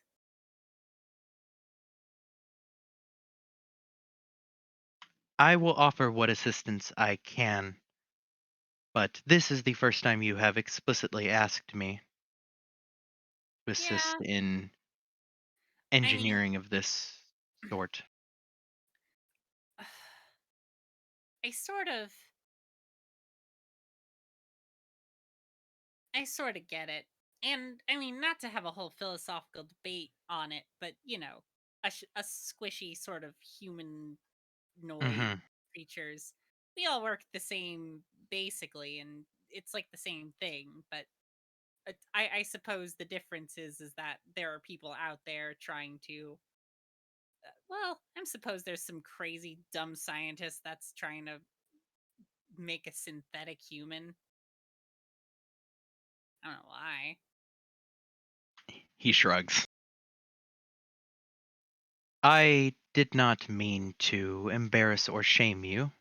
No, no, no, no, no. It's not that. It's just, yeah. I get where you're coming from, but like, I guess given the whole situation, it is a matter of trust. Because again, nobody's worried about some mad scientist coming and synthesizing a humanoid thing, but there are people actively very much trying to synthesize or do bad with minder stuff. Indeed. Beyond the trust, even. It is a question of whether I have the right to do that. Most like me that would say no, do so for spiritual reasons, adherence to the All Code. Oh, so the all code says you just shouldn't do that? No, it is an interpretation. We are broadly not able to directly converse with the All Code anymore. Huh. Well, it's worth a shot. Figured I'd ask. I will offer what assistance I can. Sure.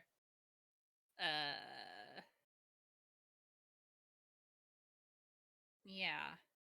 She'll just go back to tinkering with her armor. Oh, hey. Mm-hmm. Oh, wait, no. You don't happen to have any more.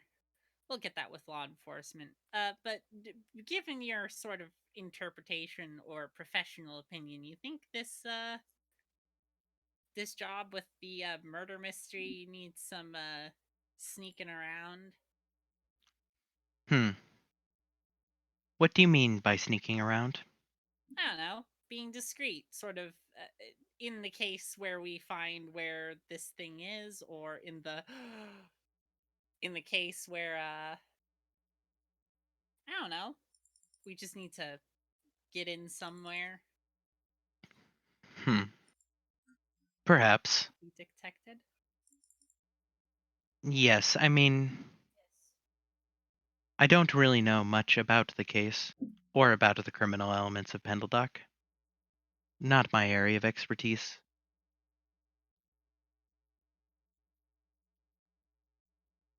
But it may be useful. All right, cool. If, Your question presented an interesting thought. I doubt that the Grim Servant is a minder.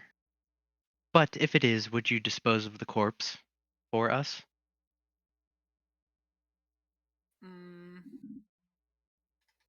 What do you mean by dispose of? You mean destroy completely, correct? Indeed. Well, sure. I find the possibility unlikely, but Yeah, in the job description, it did say that it was a construct that gained true intelligence, and you guys are sort of created with it, right? yes, the Yeah. previous version of whatever this is was not a minder. Thus, I think it is unlikely. I do not fully understand how it is not a copycat killer.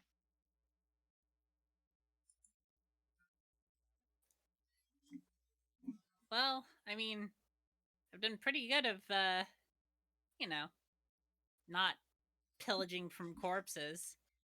So, yeah, I can just destroy anything that's there. Thank you. Yep. Yeah, he settles back into companionable silence.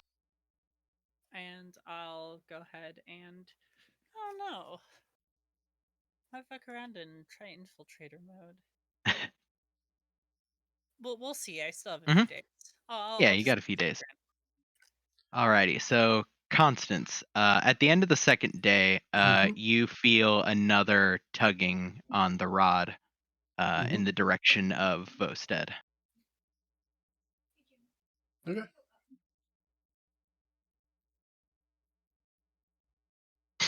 Okie dokie. On the third day, Constance, you feel a tugging on the rod again. And this time you hear it's strange because it sounds like it's coming from inside of your head.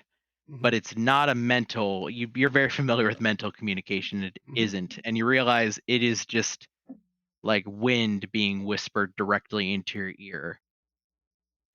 And it says, "You have it."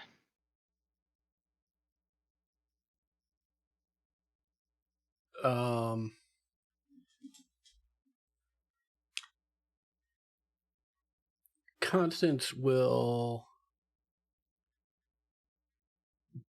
do the best she can under these circumstances to communicate simply, I will return it.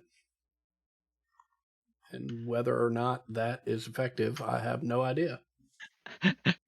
Yeah. So, do you have your helm active currently? I'd certainly activate it Yeah. before doing this. Yeah, it is speaking very clearly. Like it spoke in a very broken common, Mhm. and then the second you activate it, you can put together like it's trying to lace together common and primordial. Mhm. But the primordial bits make a lot more sense. Right. And it says, "You are willing." Willing and eager. I will keep it safe, and I will return it. The other thing you are noticing, it being the first time that you are like listening to primordial in this Mhm. way, it is a very like sing-songy, like it especially this thing, if it is Yeah. air or whatever, it is very like whispery and almost like a song, like it's singing at you. Yeah. I imagine Constance would find that very weird and unusual. Yeah. It says, "Okay." Mm. And there's like a humming for a second, and it says, "Goodbye now, brother is coming." See you soon. And you said that was day 3? Yep.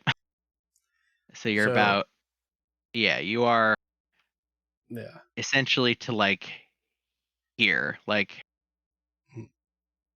you are Right. about mid with where Vosted is. Right. So during dinner on day 3, if there's a time when everyone's around, I'd do that. If not, if people are coming and going, I'd just choose the time when most people are around, to just say, yes, they would definitely like the Sky Speaker rod back. I've had some basic communication with them, and let them know that we will be returning it soon. They seem fine with it.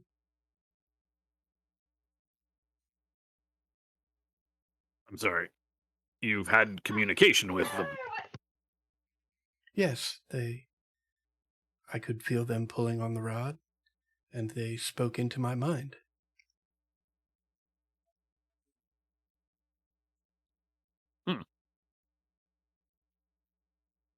Well, did they say when they want it back? Because, I mean, I can't exactly. We'll lose a lot of time if we make adjustments for Vosted. If they're Oh, no. able to I catch up, then I have told them that I am eager to return it, and I will return it soon, and that I will keep it safe until that time. And that seemed agreeable. So I believe. I'm sorry, can you clarify one thing? I apologize for Yes. interrupting. Who exactly contacted you? I do not know. The entire conversation went as follows, and I'll relay the conversation.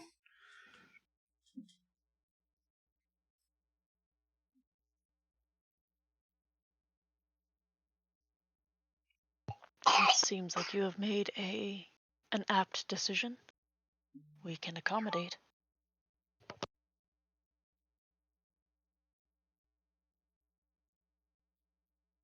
Yes, I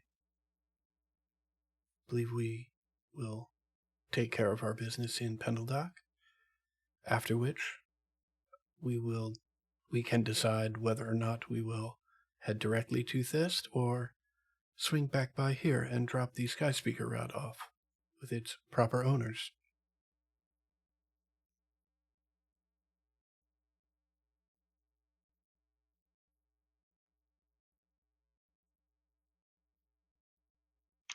Beacon, you haven't been on lookout or really paying much attention to that, right? Not as much. Perhaps Yeah. Previously it was only like short Uh-huh. because I've got like the elf as my Yeah. race. Resting for 4 hours a day. Meals taking about a couple of hours of the day, but the rest of the day was up in the Yeah, give crow's me nest. a Not that long. perception check. Yeah. Do you want that as a disadvantage or anything? Sure. Yeah. I think you're not in your usual element. No. Yeah. Jesus. I think what you did clock, which seems to be consistent, is ever since you have been able to kind of look off in the distance towards Vosted. You can't see Vosted, it's too far away for that. But you do see just a like massive line of like clouds and like storm that seems to continue again for days as you're traveling. Like it's been there, you keep looking off towards it and don't see much change. You know, it's one of those things that just faded into the background. You're like, okay, well that must just be, you know, the area around Vosted right now. I relay that the weather out there looks bad.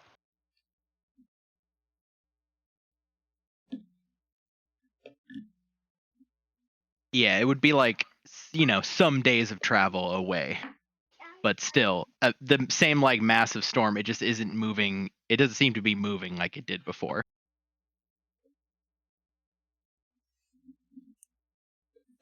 Oh, Yes, well, hopefully then. Go ahead. They clearly have some ability to sense the rod as we are nearby. I've communicated that we have every intention of returning it and returning it soon, but I don't feel like we have much to be concerned about once we are in Pendeldock, so long as shortly after our business there is concluded, we do in fact make an effort to return the rod. I agree with this. Dux, you've been up there a bit. Roll me a perception check as well. It's not like your active thing, but I don't know. You're spending all day out there. Yeah, the same thing. Big storm over there. Really, really big fucking like maw level big fucking storm. Except it's in a straight line instead of being all swirly from a distance.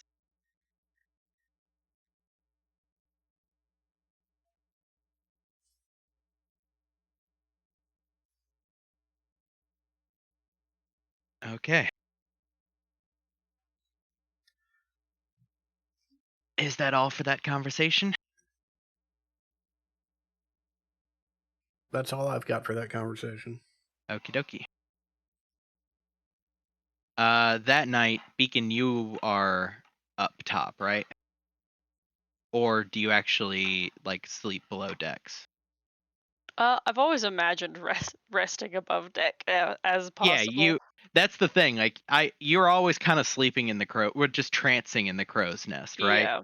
So yeah. it's really just, does that change, or do you go back to the crow's nest and sit? I think I think they You do take technically time. have a room.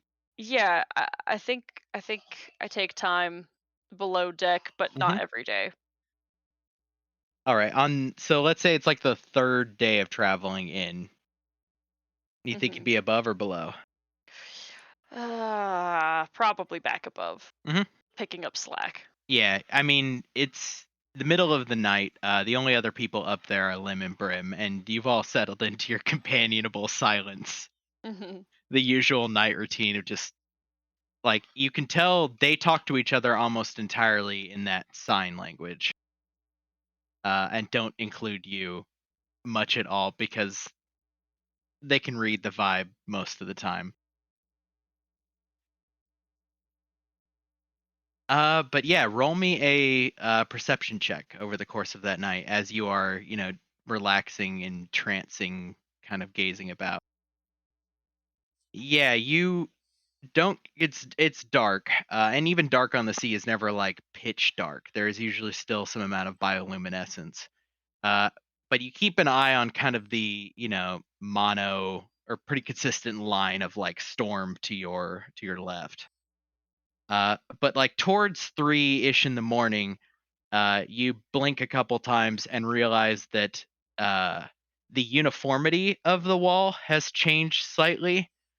And as you blink and like get a better reference from left to right, it looks like a bit of it has like broken away, or more accurately, like the wall has somehow bended, and a piece of it might be coming towards you. This is still very far away, yeah? Yeah. Okay. I make note of it, but do not report it until morning when the rest of the crew is awake. Yeah. So by morning, you've made it, a little further on. By morning, with the light of the sun coming through the layer overhead, you can very clearly see that it is much closer and moving much faster than you thought it was during the night. Now that you actually have some light to work with. The storm is breaking, literally. And I point. Yeah, all of you can visibly see now, like, it looks like a bit of the storm has broken away and is it like Beacon says it's approaching.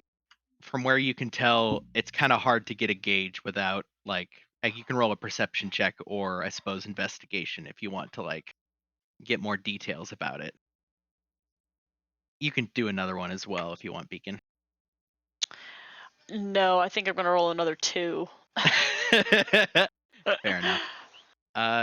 Zedekis, you like put your hand up, and the first thing you notice is the wind from the west is incredibly strong today.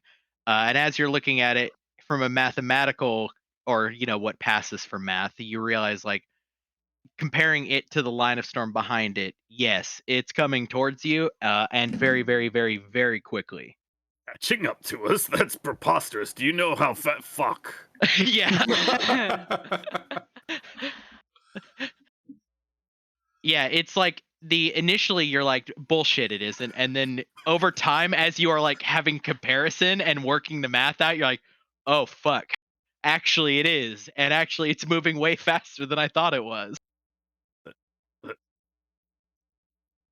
Huey, I don't know how to tell you this, but they're gaining a lot. A punch card reads out in a nearby terminal, which just says, what do you want me to do about it, with a dot dot dot at the end. Nothing. I'm just. I guess it's better than no shit. It is possible that it is like a cold vessel. It is coming to find the rod so that it may be returned quickly. Yes, yes. And the Sky Speakers can magically manipulate their boats. It's cheating. I just didn't think that they would be able to do quite this level. This is. I will activate my helm again and make an effort to communicate and just ask, are you coming to get the rod? There is like a minute of nothing. And then the little whisper comes into your ear and says, hello, I am not. The crow is.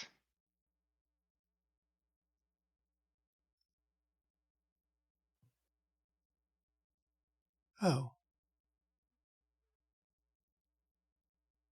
Should we stop and wait for the crow? You don't get a response.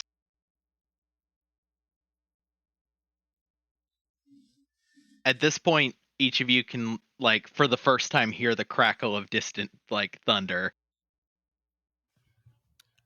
Should I pull the maneuver again?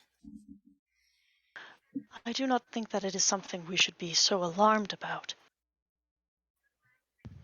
They are sending someone or something called the Crow to retrieve the rod. It Well, if they is can manifest storms, can't we just drop this shit in the ocean and forget about it? I don't think that will be necessary. They are definitely gaining. They will overtake us eventually. And Constance promised to keep it safe.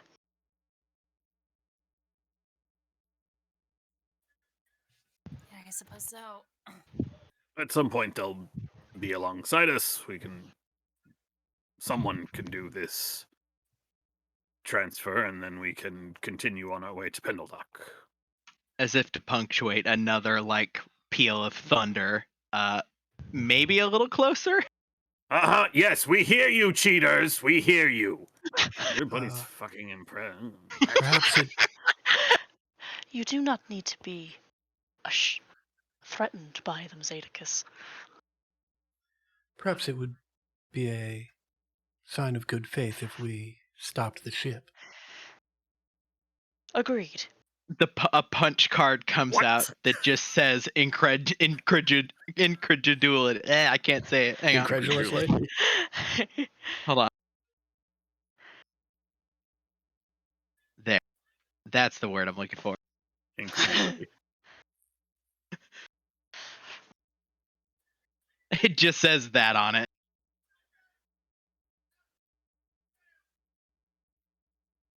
Another one punches out that says, I guess? It is not as if it is a great undertaking to begin moving again. Okay, now to be clear, you want to stop and let the storm catch us.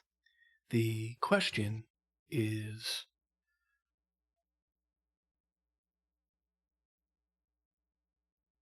what do we do, or what impact will it have if they interpret having this rod as an act of violence in and of itself, and are therefore violent towards us? Are we prepared to take appropriate action? Boat question. Uh-huh. Do we have banners for such an encounter? Can we run a flag? Can we run colors? Yeah, most of the flags you have are like, you could run, like, a white flag, meaning like, Mhm. peace, please. Right. Peace. You don't Then run any colors of your own. right. You would technically have a set of colors for the Unfettered Union, Mhm. which you would, like, put up to get into Pendledock easier. But even then, that's pretty lax, and most of the time they don't seem to care. Mhm. Then I'll make that remark to Constance.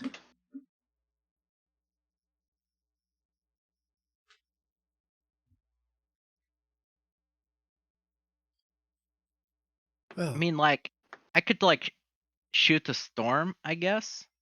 Why are you all insisting that this will be a dangerous and threatening physical encounter? I mean, you have a point. I'm kind of like, well, because my part of this is shooting things. So, like, I don't think that will be necessary. They just want this. They were willing to speak to Constance in the Mhm. first place. It's okay, just a I question mean, of whether we want to stop. I'll just, like, aim straight up, and then you tell me if I need to shoot. I will not be telling you you need to shoot. Okay. Somebody else can tell me if I need to shoot. oh. So are we waiting for them to arrive? At this point, Mig And comes on deck and is like, is that the official determination then? The UE has not vetoed it, so it can stop. It'll it won't cost us too much time, but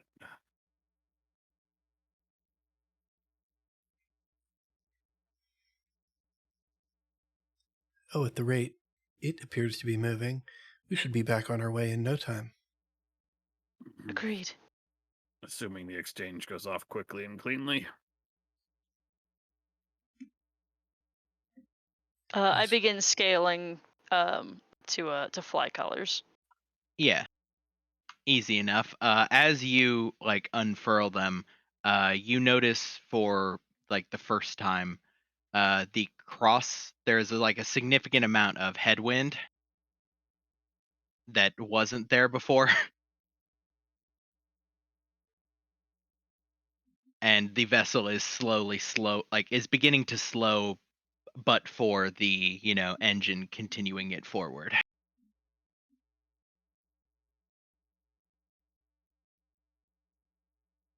Sev, do you go and help kill the engine?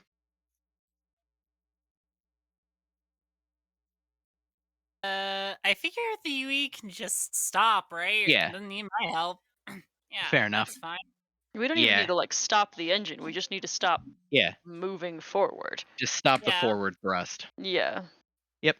The UE, like with a sudden, like the absence of a low level noise that has been there constantly, goes silent. And the vessel moves forward for a little bit, but then starts to slow almost to a stop, and then gently get pushed backwards.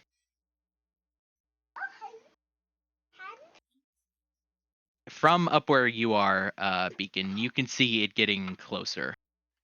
Your best estimate would be maybe another 2 hours. If it's Great. moving as fast as Zedekis says it is. hmm Which is truly absurdly fast for something to be moving, based off of where it was, but I don't know, he's the numbers guy. Yeah, it's also magic and Yeah.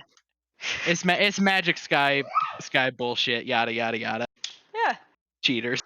Sorry, did you say the UE starts moving backwards? Uh-huh.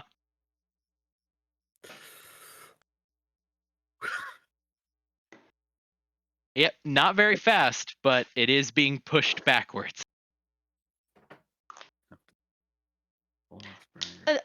A negatable amount of effort, honestly. Yeah. We're on the fucking boat for days. 2 Yeah. hours is fine.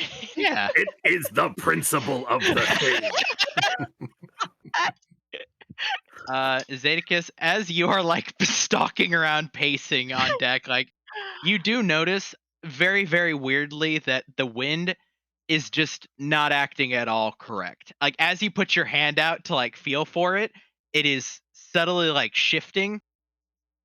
So it'll be like I into just your stopped face checking and it. sideways. Very Midwest style of wind where it's like, which fucking direction is it going? All the directions. Okay, cool. Yeah, this way, that way. It doesn't make sense. It's only been tracking this for decades, mapping.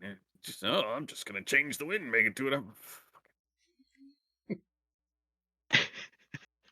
Yeah, an hour passes, and all of you can now I'll be in my see. bunk.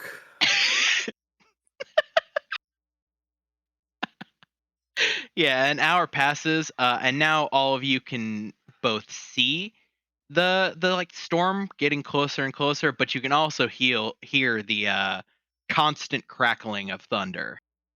This isn't just like a storm; it is a particularly violent storm. And you can also see the like massive amount of lightning, like highly, like way too much lightning going off. Oh, hot dog. This is going to be a fun storm, guys. Yes. You can see Ducks getting visibly excited. Fur starting to stand on end with electricity.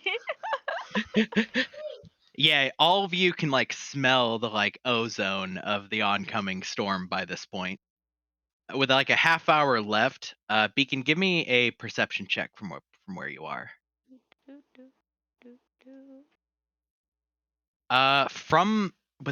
a pretty good check, It almost initially seems like your eyes playing tricks on you, but your eyes don't do that. You can see what at various points does almost look like the flapping of like truly titanic wings in the center of the storm as it is moving, especially like with like a half hour till it closing in. Occasionally you can just see and almost like hear the thunderclap of the wings as they flap.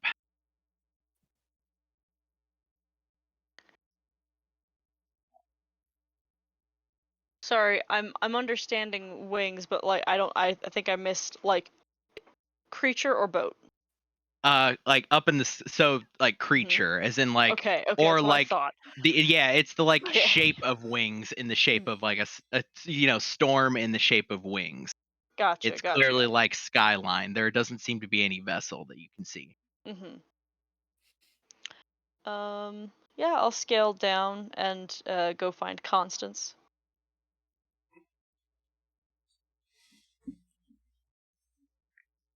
Constance, are you up on deck? Oh yeah, Watching it come in. yeah. You should speak to it.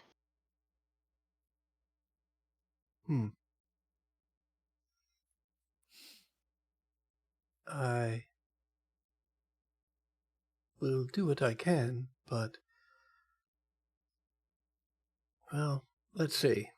I'll activate my helm and try and reach out and say, we're waiting here to return the rod.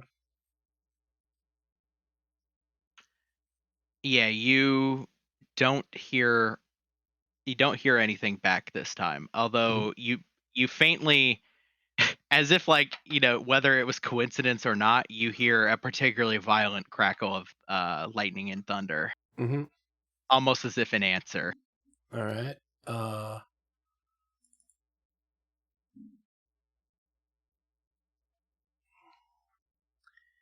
Constance is not exactly satisfied with the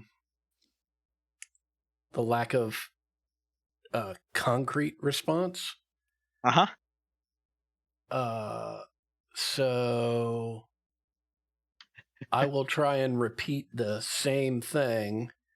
But can I see this sort of winged whatever it is that Beacon has described? Roll me a perception check with advantage. Okay. I don't think it's going to be too hard to see, but yeah. So as you look for a second, yes, Great. Then I'll repeat the same message that I just sent, but this time I'll cast sending. Okay. Because I don't. Basically, the reason I'm doing this, I'm concerned that I'm communicating with someone on land, right? And that they. So I just want to make sure this thing, if it is in fact a thing, knows that no, we're here, we're waiting. I want to return this. Mm-hmm. Okay. Yeah, you send this out. There is a beat. Give me a wisdom saving throw with advantage. Mm-hmm. Because it's your thing. We will remember it exists now. Yeah. There is a response back, which functionally the only words you get from it is "I come," but the sound of it, like, you are used to hearing voices in your head. This thing, as it is trying to respond, it sort of just incidentally is brushing up against your mind, and it is far, far too loud. Mm-hmm. And it doesn't hurt you in any way, but it almost like takes your breath away for a second with just how loud it is. I'd reach out and wrap my tentacles around whatever's close to just sort of brace myself a little bit. I mean, Beacon's close. There you go. I grab onto Beacon's arm.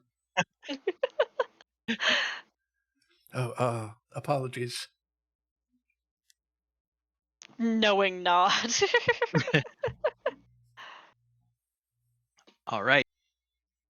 So, as it is closing in, you can now all very clearly see it. It is essentially like a very weird visual from where you are, because you can see very clearly the like delineation of the line of the storm as it is coming towards you.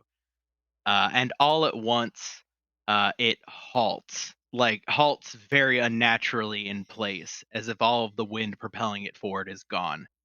Uh, not very far off of the front of your vessel, and visually, that is also kind of crazy to look at, because it like the line of rain is like 60 feet in front of you, where you like visibly cannot see anything past that because it is raining and lightning, and the storm is so intense therein.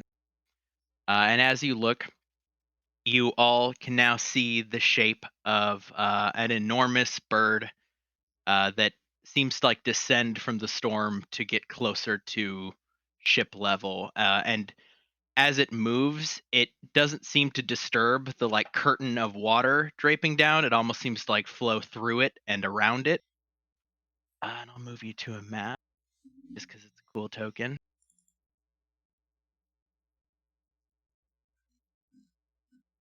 There. Oh boy. It's like slams to a halt pretty close to the front of your vehicle, and in a very loud primordial, all of you hear booming with a voice like wind and thunder and like raging storm.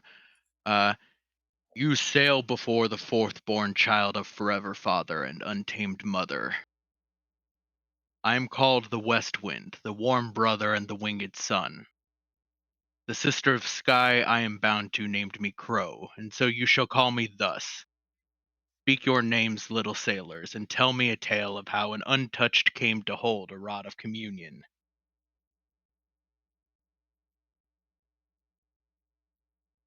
I will introduce myself and everybody else, and explain that however the hell I got this rod, I don't even remember at this point. Yeah, it was in the bottom of the ship near a shrine of a like of a Right. vessel on which the fog taker was sort of crouched. Okay. So I'll Yeah. explain that, and I'll also explain that,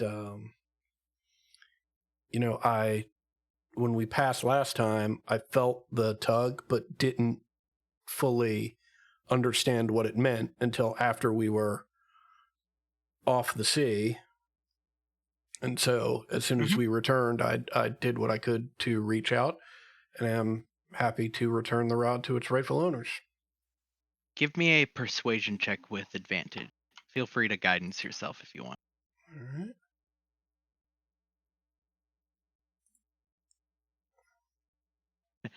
Yep. Yeah, it like it's very strange to look upon, because its version of stillness is still like this enormous storm like water spout, Right. and it doesn't seem to have to flap, but it does seem to have stilled as it looks towards you, and some of the violence of the storm beyond it you could see is subsiding somewhat, very visibly. And it says, little emissary of the deep, you would willingly surrender the rod to me and depart. It is yours, is it not?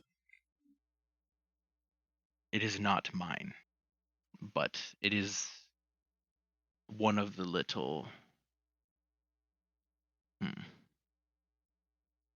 Yes.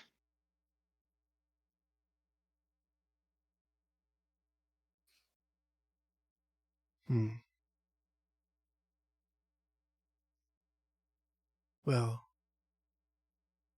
I must ensure it gets back to its rightful owner and its rightful people. Are you saying you will take on that burden if it is not yours?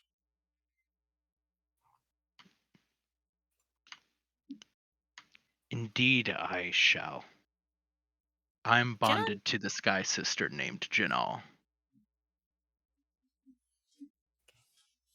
What's up? June? No, I was gonna insight check him on that, but I will ask who all Insight here. check the storm.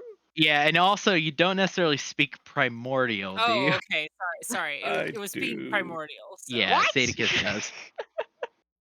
Zadicus does. Zadicus, what? Yeah, I know some people. Zadicus knows stuff. He knows shit. Why do I know that name though?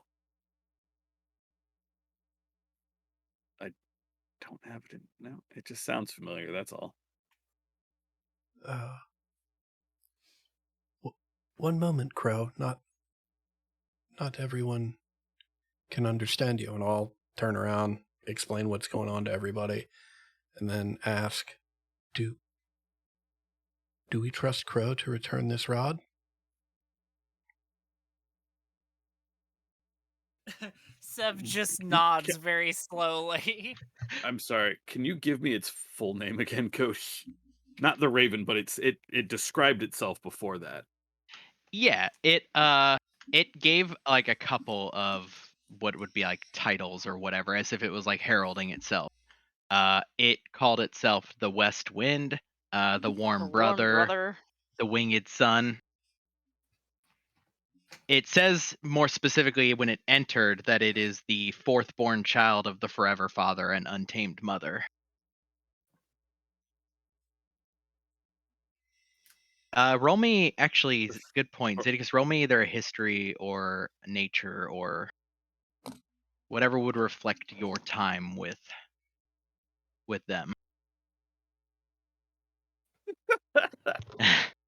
Why? Yeah, I have in my notes that I know that the Forever Storm is the one that the Sky Speakers worship above the volcano. yeah. So you would So know that's enough why to know. that's why his title rang a bell. Yeah, so you would know the Forever Father is the Forever Storm. That's a pretty common name. You would know the Untamed Mother is what they call the Maw. As for the scale of this thing, with a with a 9, the one thing you do know is that nothing like this was ever either common knowledge or mobilized to your knowledge in the way that this thing is. This is clearly a huge demonstration of power, and that wasn't particularly common. You would have fucking heard about something like this. Yeah, Surely, the big fucking storm bird. You would have heard about this shit. Yeah, that's what you got. This is at least worth stopping the boat for. It is surely something to see.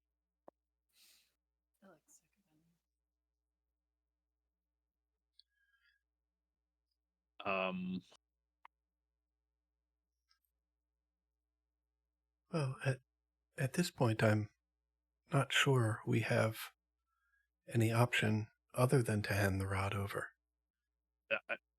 I agree, but also that's the entire reason we stopped, so... I will pull the rod out and say, how exactly am I to hand this over? A very thin, almost in effect like a tendril that is about the size of you, comes forth from one of its wings, and as it gets closer, it settles itself, sort of facing up, almost like a flume for you to drop it. I do so. Yeah, very rapidly it seems to be pulled up and into it. Where it is being kept in there, you can't see. It's indiscernible. There is a moment where it seems to have it's hard to get facial expressions on this thing, but it goes very still as if it is looking inward or something. And it says, "This is a show of good faith, little emissary. Your people and mine. Allies, yes."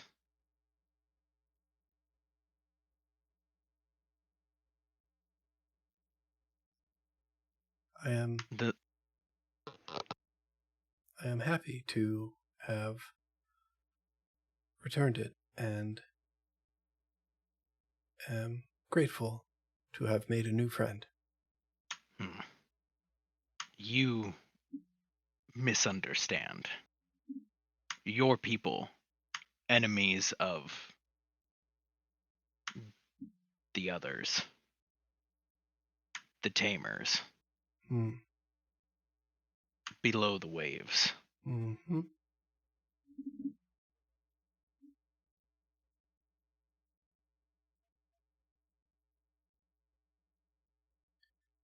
There's no misunderstanding.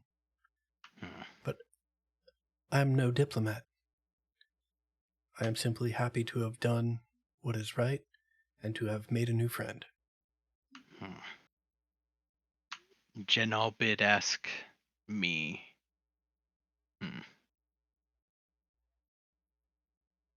A wound most grievous visited upon the little ones. The chainers brought war. No one is permitted upon the shores of Storm. Do you know of this?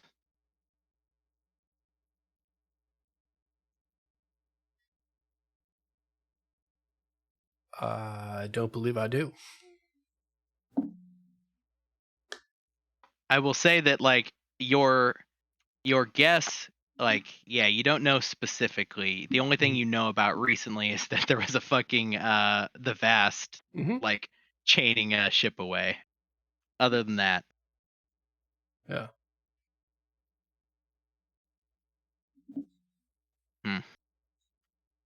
Yeah, it seems to consider for a moment, and then it's like head wrenches down to look at you, Constance, and says, "My bonded asks of me a boon.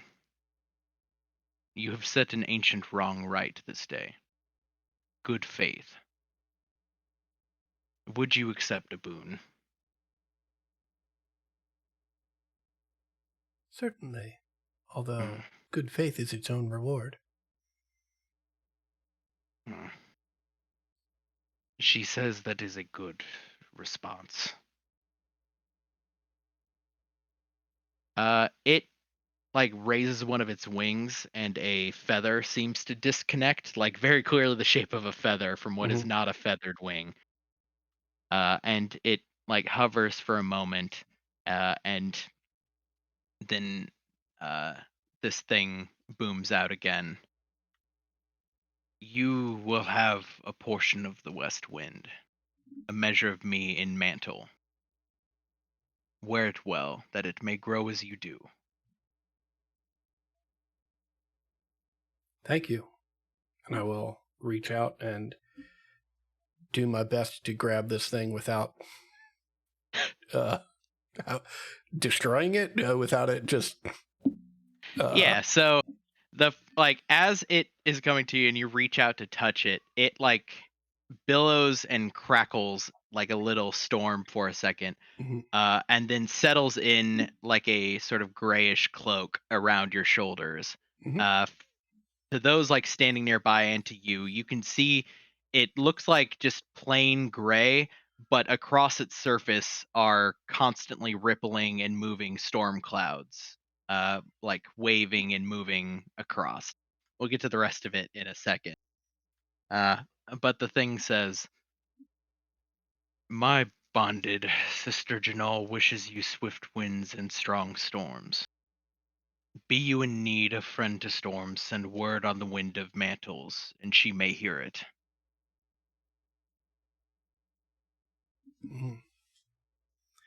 That is very kind. Thank you. You notice the storm is starting to, as if we're moving in reverse motion. It is being pushed back the way that it came, though it seems to be moving much, much slower back in that direction. And the giant figure seems to turn itself as if to fly back, and all of you here in again in Primordial, fare thee well, little sailors. and you can see that it is moving much slower back in the direction that it came than it approached. I'll just wave enthusiastically and just say out loud, I believe we can be on our way. Sev is Oh, just sort of slack Done, jawed. Constance. Well done. Well done, Constance. Well done, everyone. I don't know what the hell just happened, but that was fantastic. Constance, here, this might need some editing. I don't speak to whether or not this is exactly correct right now, given that I made it over break. Yeah, no worries. But here is what it looks like. At least all the stuff that it does. I have made you a Spark Notes version, by the way. So okay, nice. Hang on. I gotta say, I was pretty fucking psyched when I thought I just got a cloak of pillowing. Like that was nope. I put the Spark Notes version in your journal as well. Okay, awesome. This has a lot of stuff to it. I made a Spark Notes version so it's easier to figure it all out.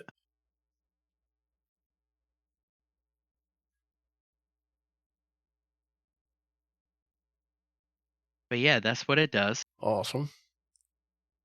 It is more or less automatically attuned to you. Okay. Like as you reach out to take it. Gotcha.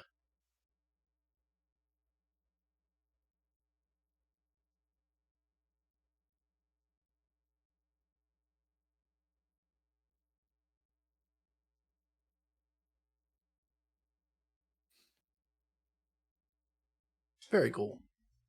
Yeah, so at this point, Helig is like, okay, so I'm going to assume not shooting it. That is what I said. Yui, yeah. Let's go back on course, please. We've lost an hour, but I retract my previous grumbles. That was certainly a wonderful sight to see. Much more interesting than a ship. Thank you, Zadicus. For what? For your patience. Beacon, may I have a word with you? Certainly. Are you feeling all right? Extraordinary.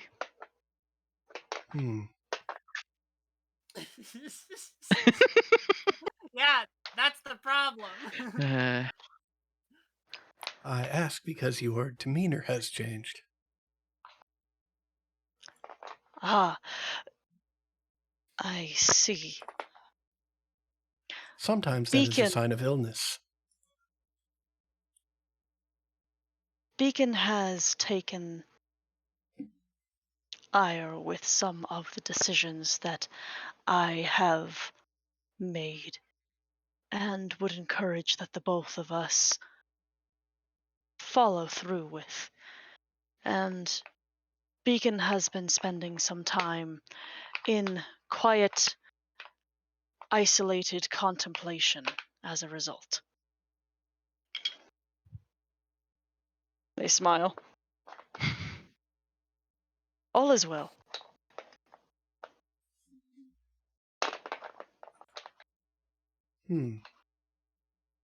All is well? All is well.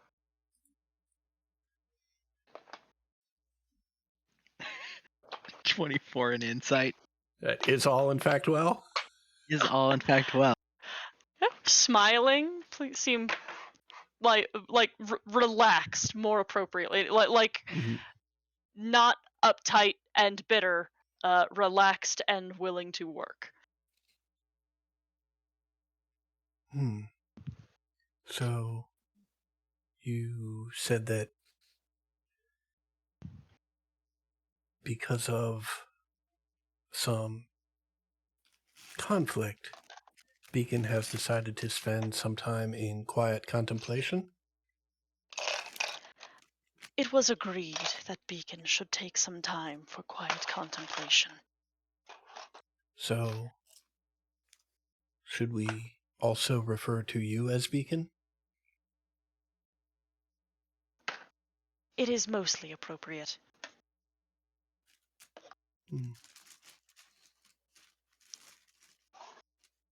Very well.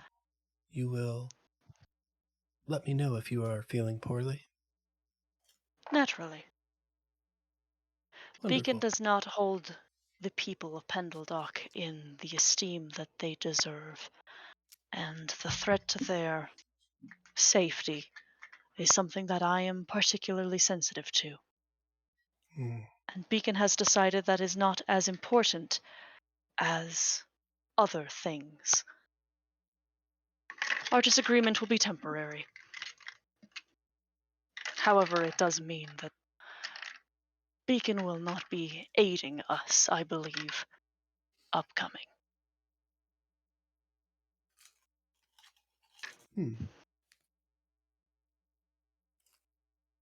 That is most intriguing. It is not common for folks of my kind to have such dire disagreements. But Beacon is unique among their people, even still.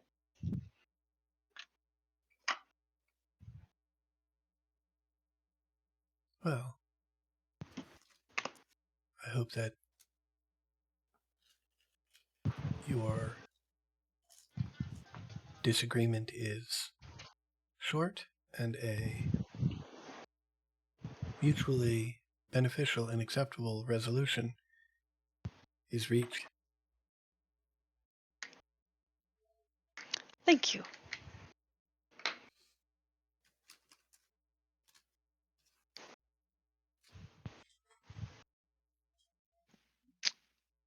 Okie dokie.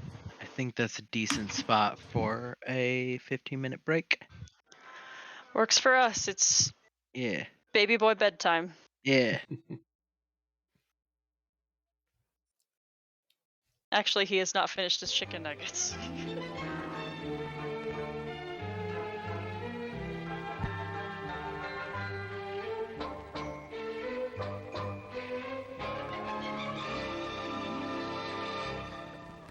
And now, intermission. Refreshment time.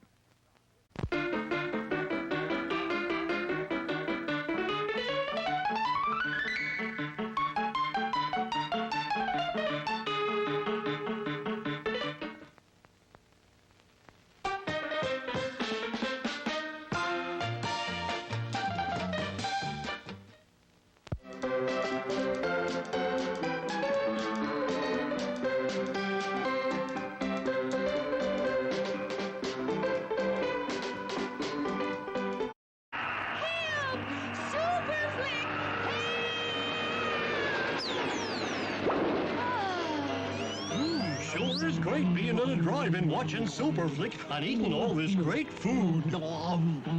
This flick is making me hungry. It makes me want to flick my bick. We should have gone to the drive-in where we could eat and flick to our heart's content. Well, what are we waiting for? Well, come on then. I'm going to have a pizza and popcorn and ice cream. And I'm gonna have a burger with fries and a soft drink. Yum, yum, yum. This was a great idea.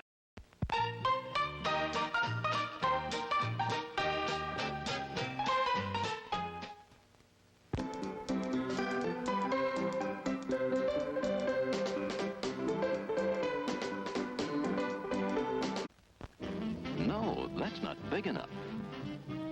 No, that's not big enough either. That's more like it. We're delighted to have you with us, and we extend a cordial welcome to you. We've lined up the top stars from Hollywood and from all over the world to entertain you on our giant screen with the new, colorful motion pictures you've been hearing about and reading about. To add to your enjoyment, we're all wound up to bowl you over at intermission time with live wire service at our snack bar, where you'll find a tempting variety of favorite foods and beverages. Your continued patronage is very, very welcome.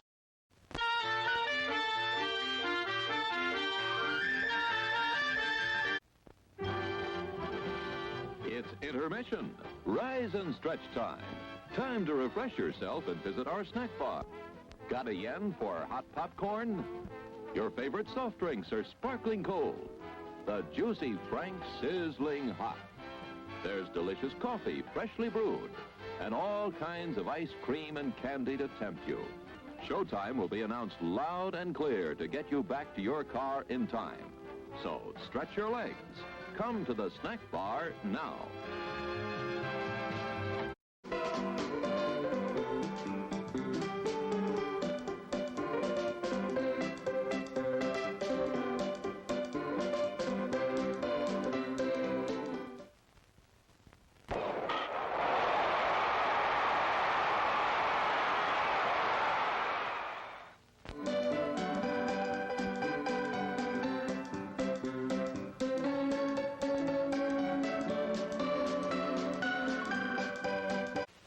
Sparkling soft drinks. Steaming hot coffee.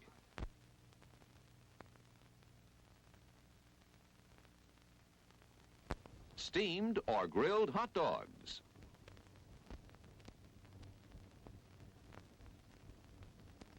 Crispy hot fresh French fries.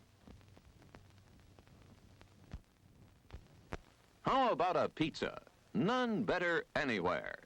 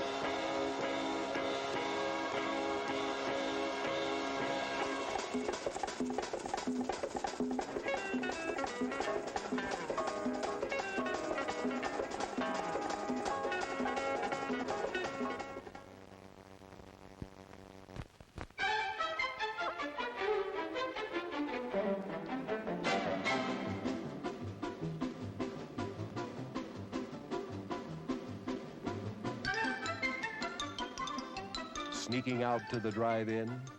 Why not take the kiddies along and save the expense of a sitter? Everyone enjoys the drive-in.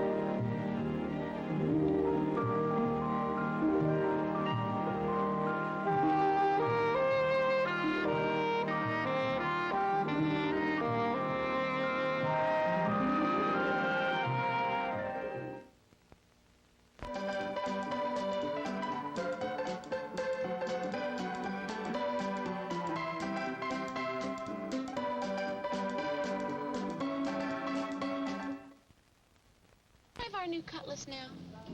Sure handles easy. Drive happy. Cutlass can make you a little drive happy. I forgot to get the newspaper. Glad we ordered these swivel bucket seats. Yeah, in case I get to drive someday. The Cutlass S, Oldsmobile's sporty fastback at a price that's less than you might think to help make you really drive happy. Drive happy. Can I drive now? Take a good look at Clyde Garfield's Cadillac and Oldsmobile dealership. And then take a drive in a new Oldsmobile, Cadillac, or one of the fine used cars. Serviced by Clyde's 21 factory-trained personnel and expert craftsmen. Cadillac and Oldsmobile means the very best in automobiles. And Clyde Garfield is the best in dealership and service. Clyde Garfield's Cadillac and Oldsmobile, New England Automobile Village, Route 3, New Hampshire.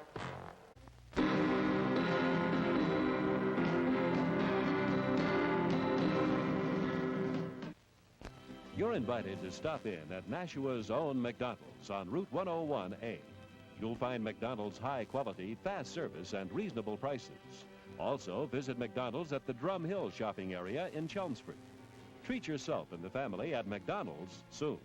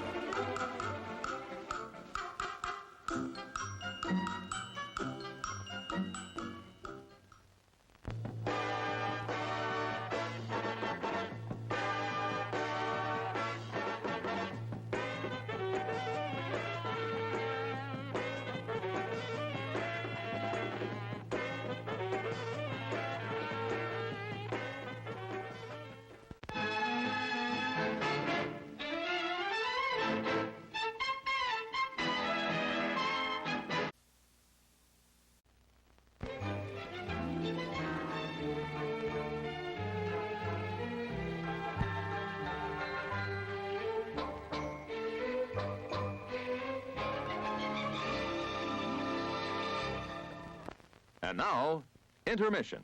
Refreshment time.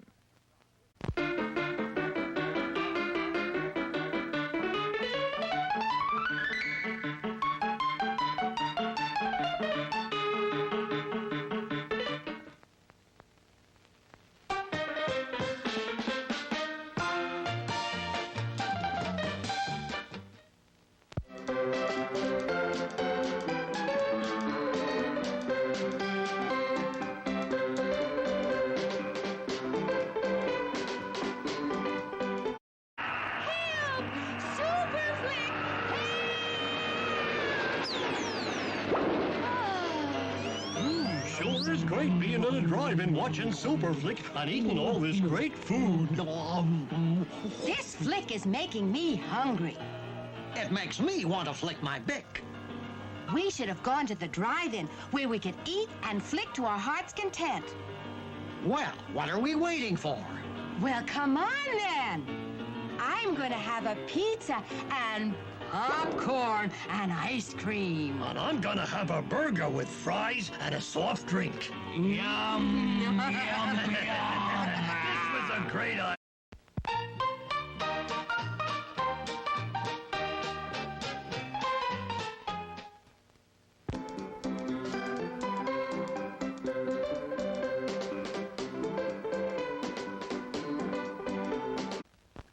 No, that's not big enough.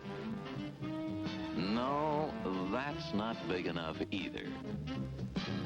That's more like it. We're delighted to have you with us, and we extend a cordial welcome to you. We've lined up the top stars from Hollywood and from all over the world to entertain you on our giant screen with the new, colorful motion pictures you've been hearing about and reading about.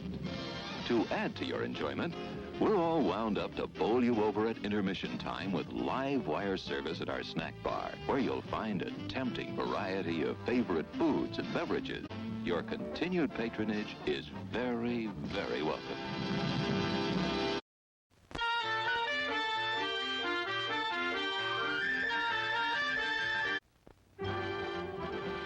It's intermission. Rise and stretch time. Time to refresh yourself and visit our snack bar. Got a yen for hot popcorn?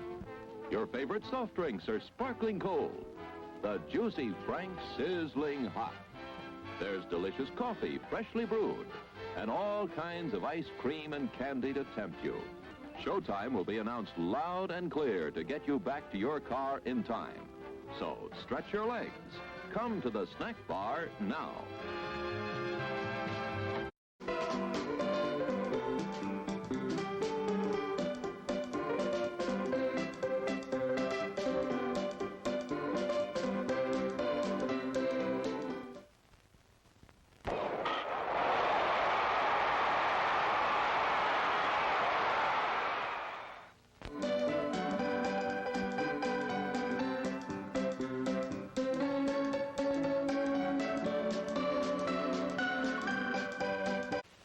Sparkling soft drinks. Steaming hot coffee.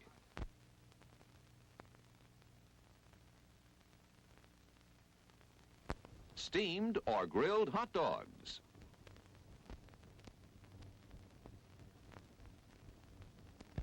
Crispy hot fresh French fries. How about a pizza? None better anywhere.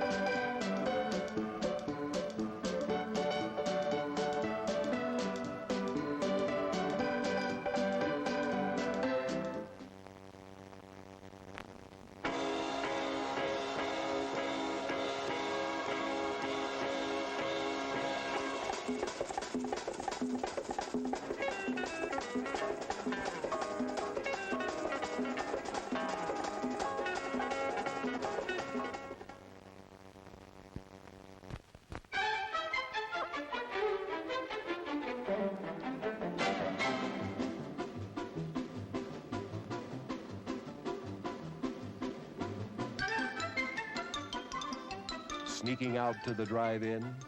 Why not take the kiddies along and save the expense of a sitter? Everyone enjoys the drive-in.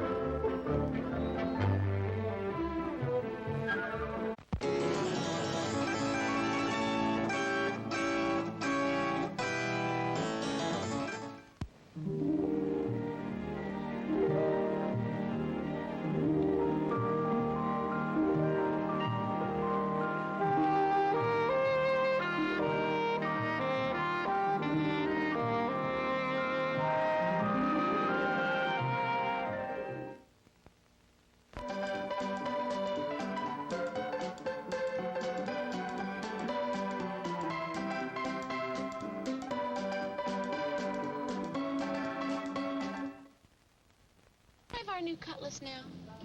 Sure handles easy. Drive happy. Cutlass can make you a little drive happy. I forgot to get the newspaper. Glad we ordered these swivel bucket seats. Yeah, in case I get to drive someday. The Cutlass S, Oldsmobile's sporty fastback at a price that's less than you might think to help make you really drive happy. Drive happy. Can I drive now? Take a good look at Clyde Garfield's Cadillac and Oldsmobile dealership. And then take a drive in a new Oldsmobile, Cadillac, or one of the fine used cars. Serviced by Clyde's 21 factory-trained personnel and expert craftsmen. Cadillac and Oldsmobile means the very best in automobiles. And Clyde Garfield is the best in dealership and service. Clyde Garfield's Cadillac and Oldsmobile, New England Automobile Village, Route 3, New Hampshire.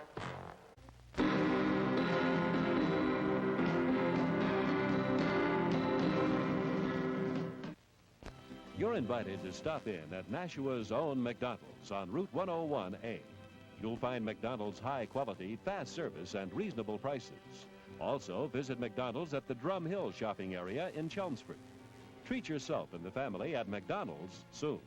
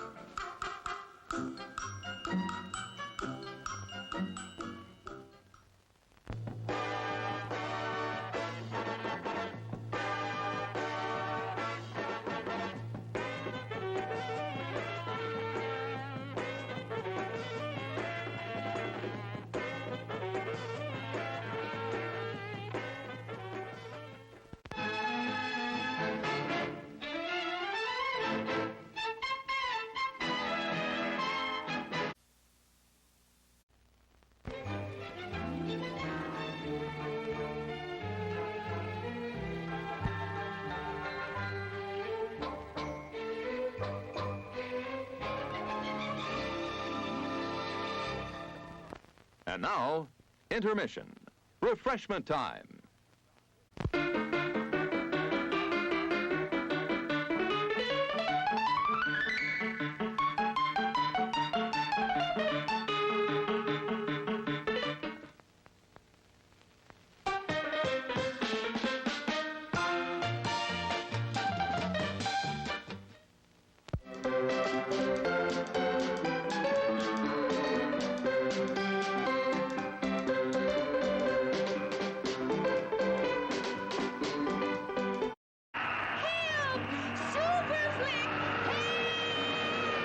Okay, so yeah, that whole thing happened. And the rest of your travel to Pendeldock will be pretty uneventful. Is there any conversations, scenes, specific activities any of you want to try to do while you're on your way? About another 4 days. My specific activity is fitting up infiltrator armor. Okay. Yeah, and then have that prepared. What does it look like differently, I suppose? How do you how does it physically change?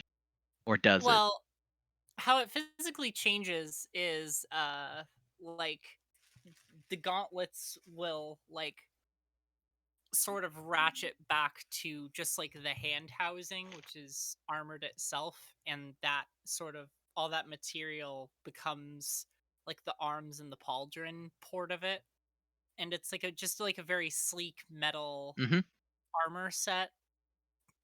And additionally, like the bolt thrower thing stays on the wrist.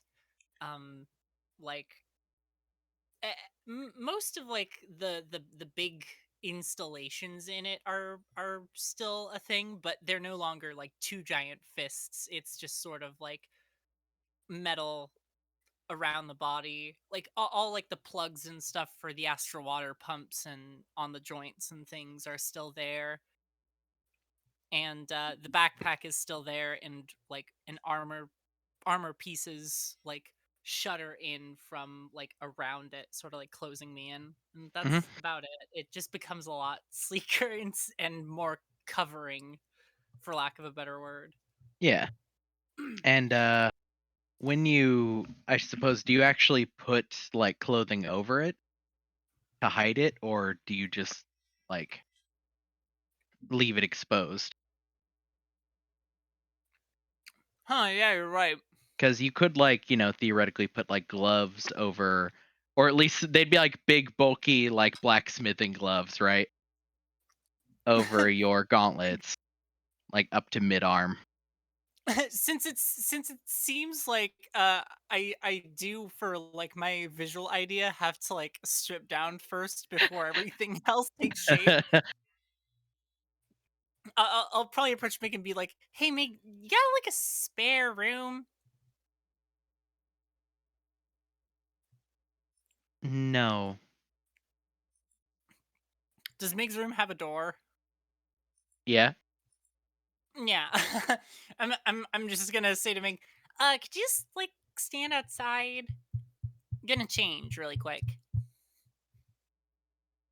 All right. What decency? I know you're not. Just We have stand been outside. sharing a room for quite some time. Yeah, but have you ever seen me change? The answer is no. If I have, I was not paying attention.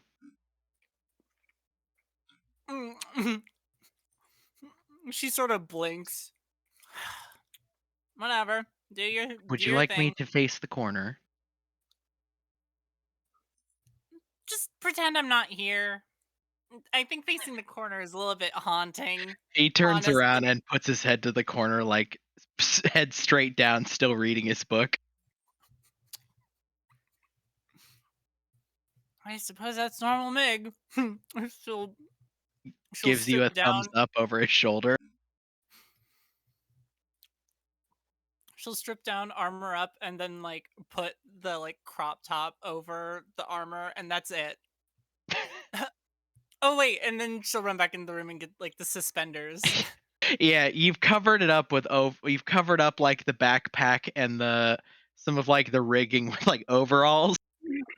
Yeah, she'll probably, after that realization, she'll probably just like sort of like fidget through and be like, that could catch on fire, and then like takes off the overalls.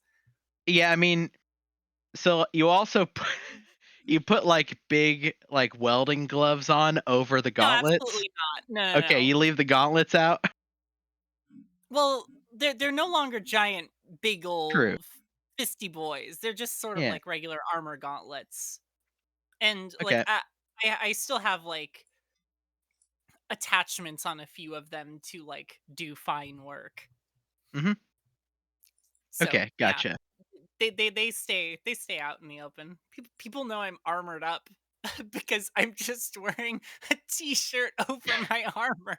Largely, the difference is that you don't make a cacophonous chunking and constant like steam whistle sporadic noise. Okay, cool. Anybody else have anything in specific? Any conversations? Okay.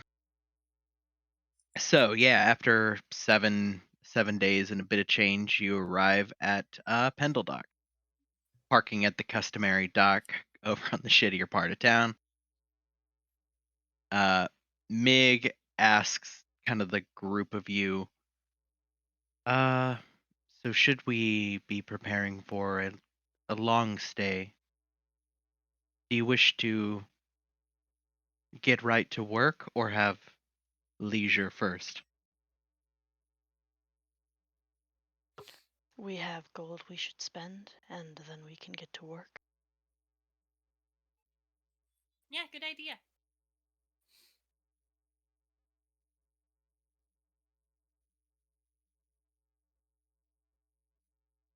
He nods.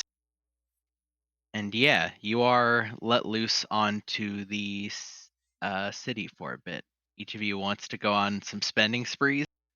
Should probably start looking up sane magical items again. Because I No, always forget to fucking pin it.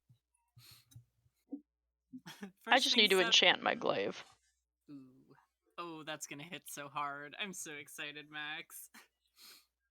I mean, it's a +0. It's just turning it into a magic item, that's all. I don't have enough money. 1 sec. I gotta remember where you sent me sane magical item. I would think it's in this chat. I thought it was.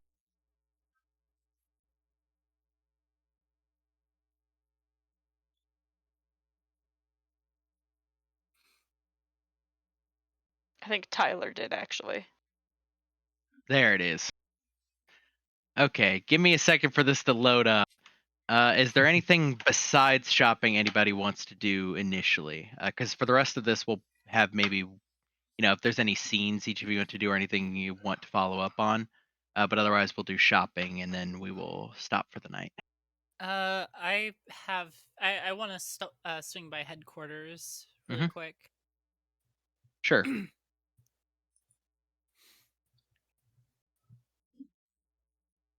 Yeah, you arrive. You are, I suppose, first question, does anybody accompany Sev to... No, I will make sure I do Okay. not tell them that I'm going Got to headquarters. I just sort of go off on my own. Say I'm going shopping or something. Mhm. Junk diving. Whatever is more believable. So yeah, you go to Wayfinder Incorporated. Yep. Yeah, you are ushered in, though you notice that both like Dodne and Vaki just conspicuously look away from you as you walk in.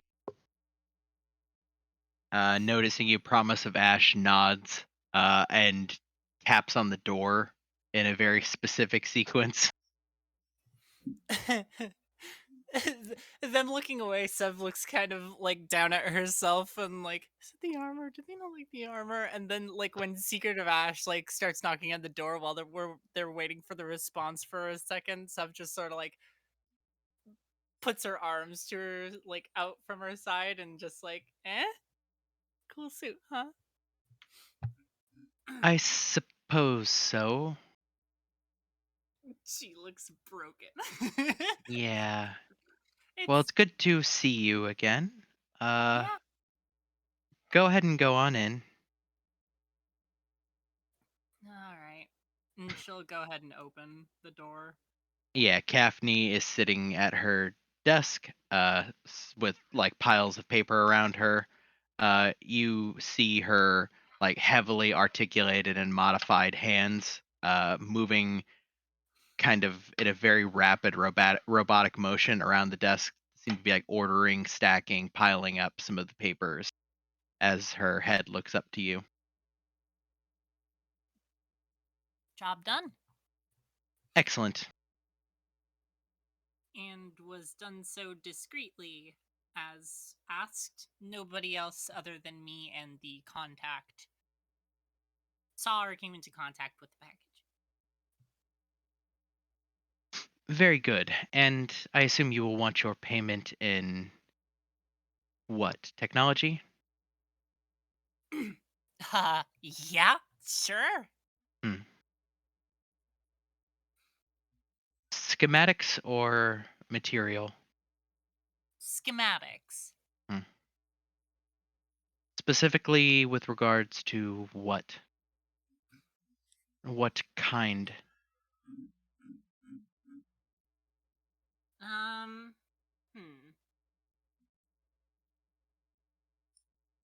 Well. Now, I'm not really quite familiar with the vessel, but I was thinking of stuff that could benefit all of us in the form of sort of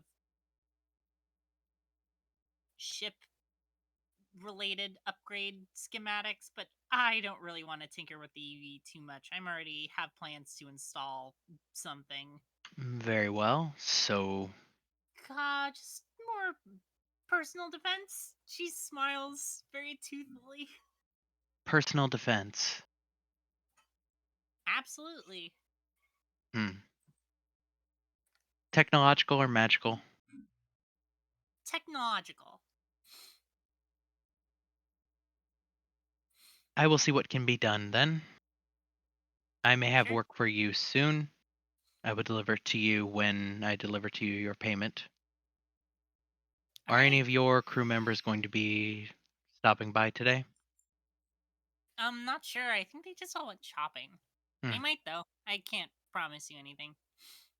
Excellent. Well, that will be all. Okay. Sorry, should I ask for them to come by, or are you just No. wondering? Okay.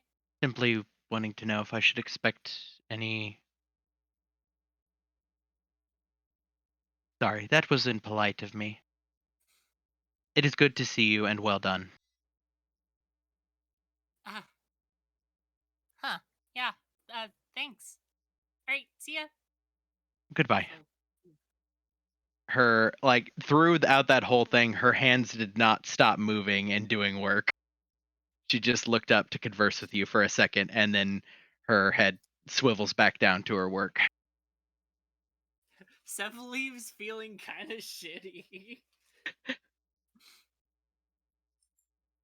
Yeah, as you walk out, for like, Promise of Ash waves at you and smiles, and both Dodne and Vaki like incline their head towards you.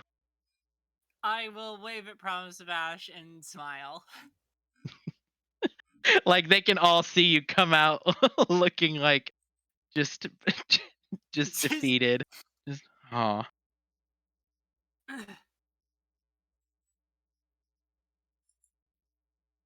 You like almost bump into I believe Jacob. Yeah, Jacob as he comes like springing into the room. Oh, sorry. Shit. No worries. Yeah, okay, bye. See ya. Okay. Jeez, I need a fucking drink. So, shopping. What do we got? Let's go in order. Beacon, you want to get a +1. Yeah. Through your previous enchantment rules that you devised. Thank you. Yeah. I Do still it. have like a little bit of money left that I'm Yeah. gonna save. Do it. Okay, so you're gonna save the rest of it? Oh, actually, I'm nice right now. Yeah. Hide that money. Hide it. Make a bank account. Ducks. Are you still in need of more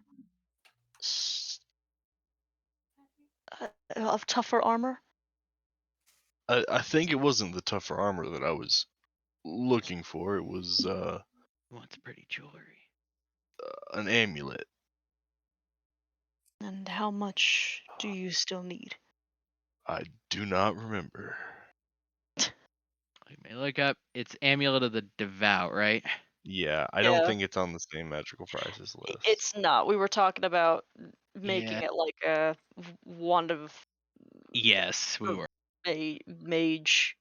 One of the War Mage +1 is 1200 on that list. Yeah, that seems fine. So that means I need 400. I have 80. Aw. Yeah. And I will give you 80. If you're having this conversation anywhere around Constance, Aw. she'll give you 400. Aw. Fantastic. I will pay it forward, of course. Well, back actually, to you. Not like forward to another person.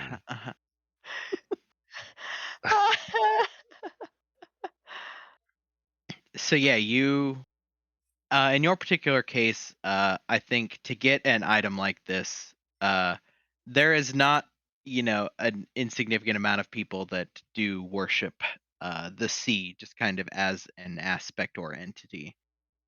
And to get something magical like this, and to do it, in the previous screenshot you sent, it's pretty much a commission.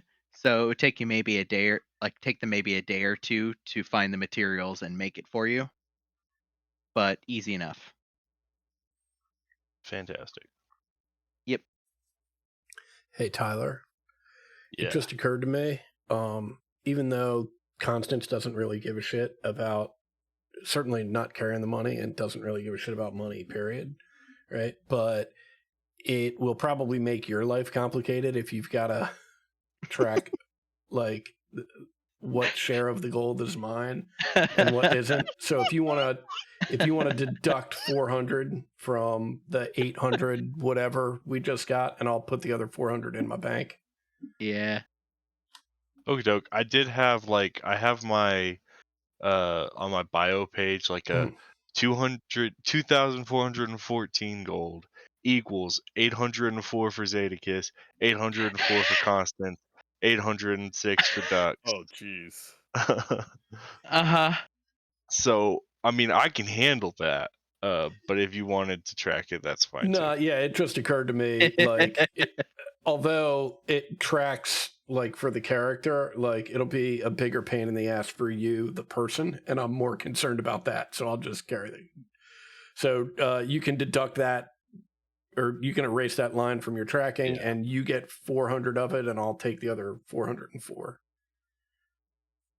Okay, so Zedekis, you've also got 804. I see. And how much were you looking for armor again? For armor for me, I'm not in a rush for that. That's going to be even more expensive than this amulet. Okay. I only need a portion. Actually, I don't need any of what you have. I have enough in my pockets to cover my business today, but if you should need anything, just feel free.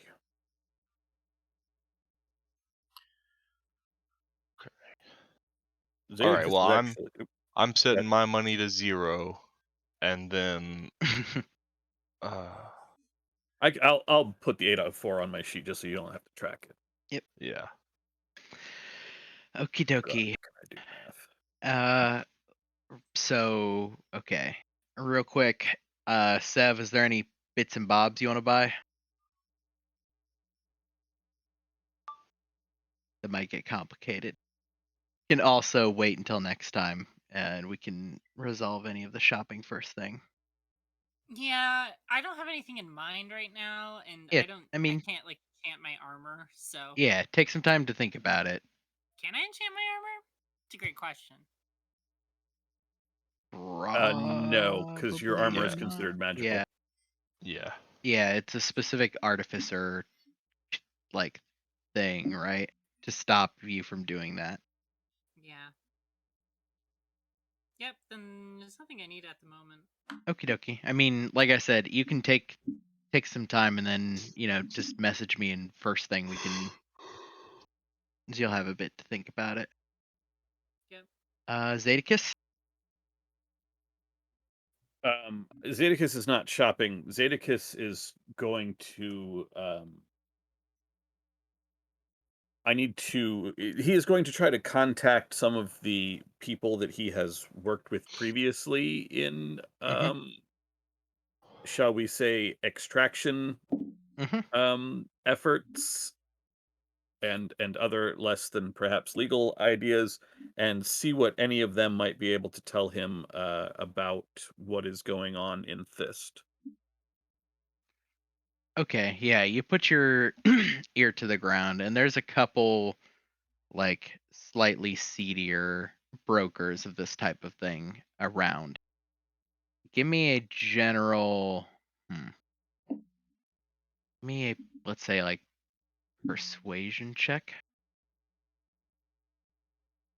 I We will did for your previous ear to the ground type thing. happily grease palms as necessary. Mm-hmm. Oh yeah, well.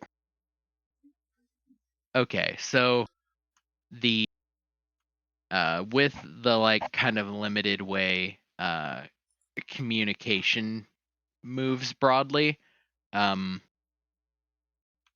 you in the time that you're waiting, it's a pretty like long voyage, but you could spend some money now to prepare contacts for you there. You have a trusted person here who knows some people there.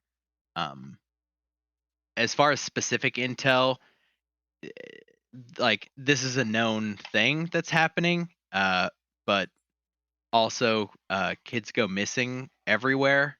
That's kind of just a fact of society.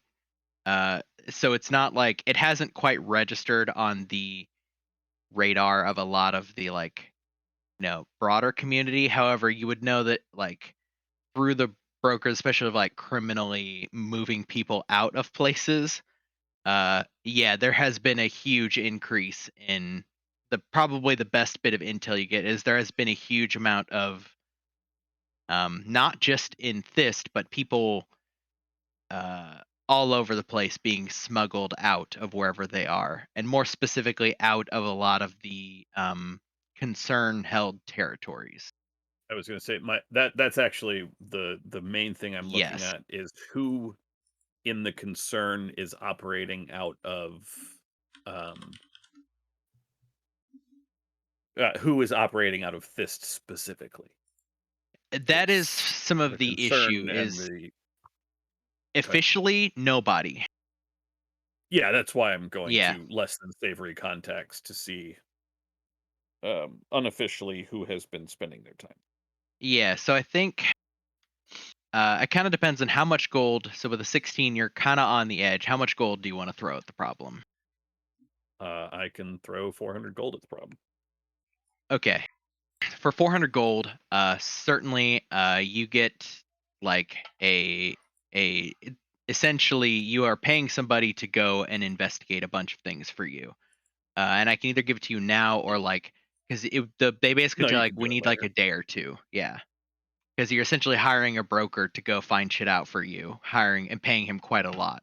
And he would tell you like, after a day or two, I can tell you what I find. Your specific inquiry being you want to know specifically who in the concern is operating there, right? Yeah, that's the main thrust. Okay. Gotcha. The navigators and the concern have had not great relations, but like they tolerate each other sometimes. Yeah, and to be clear, are you going to a more criminal element of this, or are you trying to go above board to an actual business contact? I mean, technically the answer there is both. Yeah, but there's like grades, right? Like there is completely off books, like this would have been somebody that I worked with during his far younger years, doing the air quoting import-export business work of the navigators. So it would mostly be illicit contacts. Okay, cool. Yeah, important that I ask that. All right. So yeah, I'll give you like a docket over, between now and whenever we play next. Because yeah, he essentially says, "Sure, give me a couple days." He's gonna put some feelers out. All right. And remember, keep it a little on the down low. The rest of the wave crests don't need to know. Yeah, you get assurances. I'll fill that NPC out by the time we play next. Okay. Anybody else have any scenes they want to get to during this session? I just have a couple purchases to make. Yep. What do you got? I am buying two, assuming I can find them, buying 2 diamonds of 300 gold value apiece. Yep. and a set of cartographer's tools. Easy, easy. Do any of you buy healing potions? I have no money. Yeah, that's true. Look, I you have don't have to plenty. use I can every pick up item I give you. I can pick up a couple. I've still got plenty. Yeah, how much are healing potions? 50 gold. Yeah. Well, with Constance giving me 400, I actually still have the 80 gold that Beacon gave me, along with 6 gold that I was carrying. So I will buy a healing potion and then give that 36 gold to Constance. Cool. Okie dokie. So how many healing potions, I suppose, in total? And do you immediately feed them to the bracelet? Oh yeah, I'm holding the bracelet. Yeah. I mean, I'll feed one to the bracelet. Mhm. Might as well. And then offer it to literally anyone else to put it on. Yeah, you basically drop the bracelet into it with a clunk, and then it just seems to soak it up. The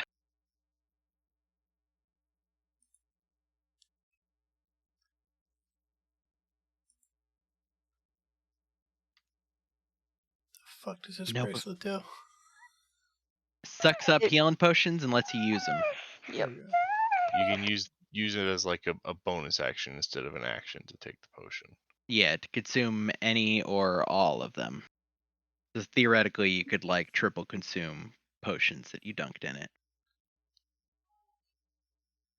You can also do it as a reaction. Yeah, you can also do it as a reaction to getting hit. Sure, I'll take that and I'll buy 2 more potions and dunk them in there. Uh-huh. So just load it up. Yep. Yeah, the tentacles are lit up with a kind of softish reddish purple light. Alright. Okie dokie. Any other scenes or housekeeping? Ooh, that is a good place to end it, I think. Give me prep time. Let me banish Craig to the liminal space. By the way, the picture for this is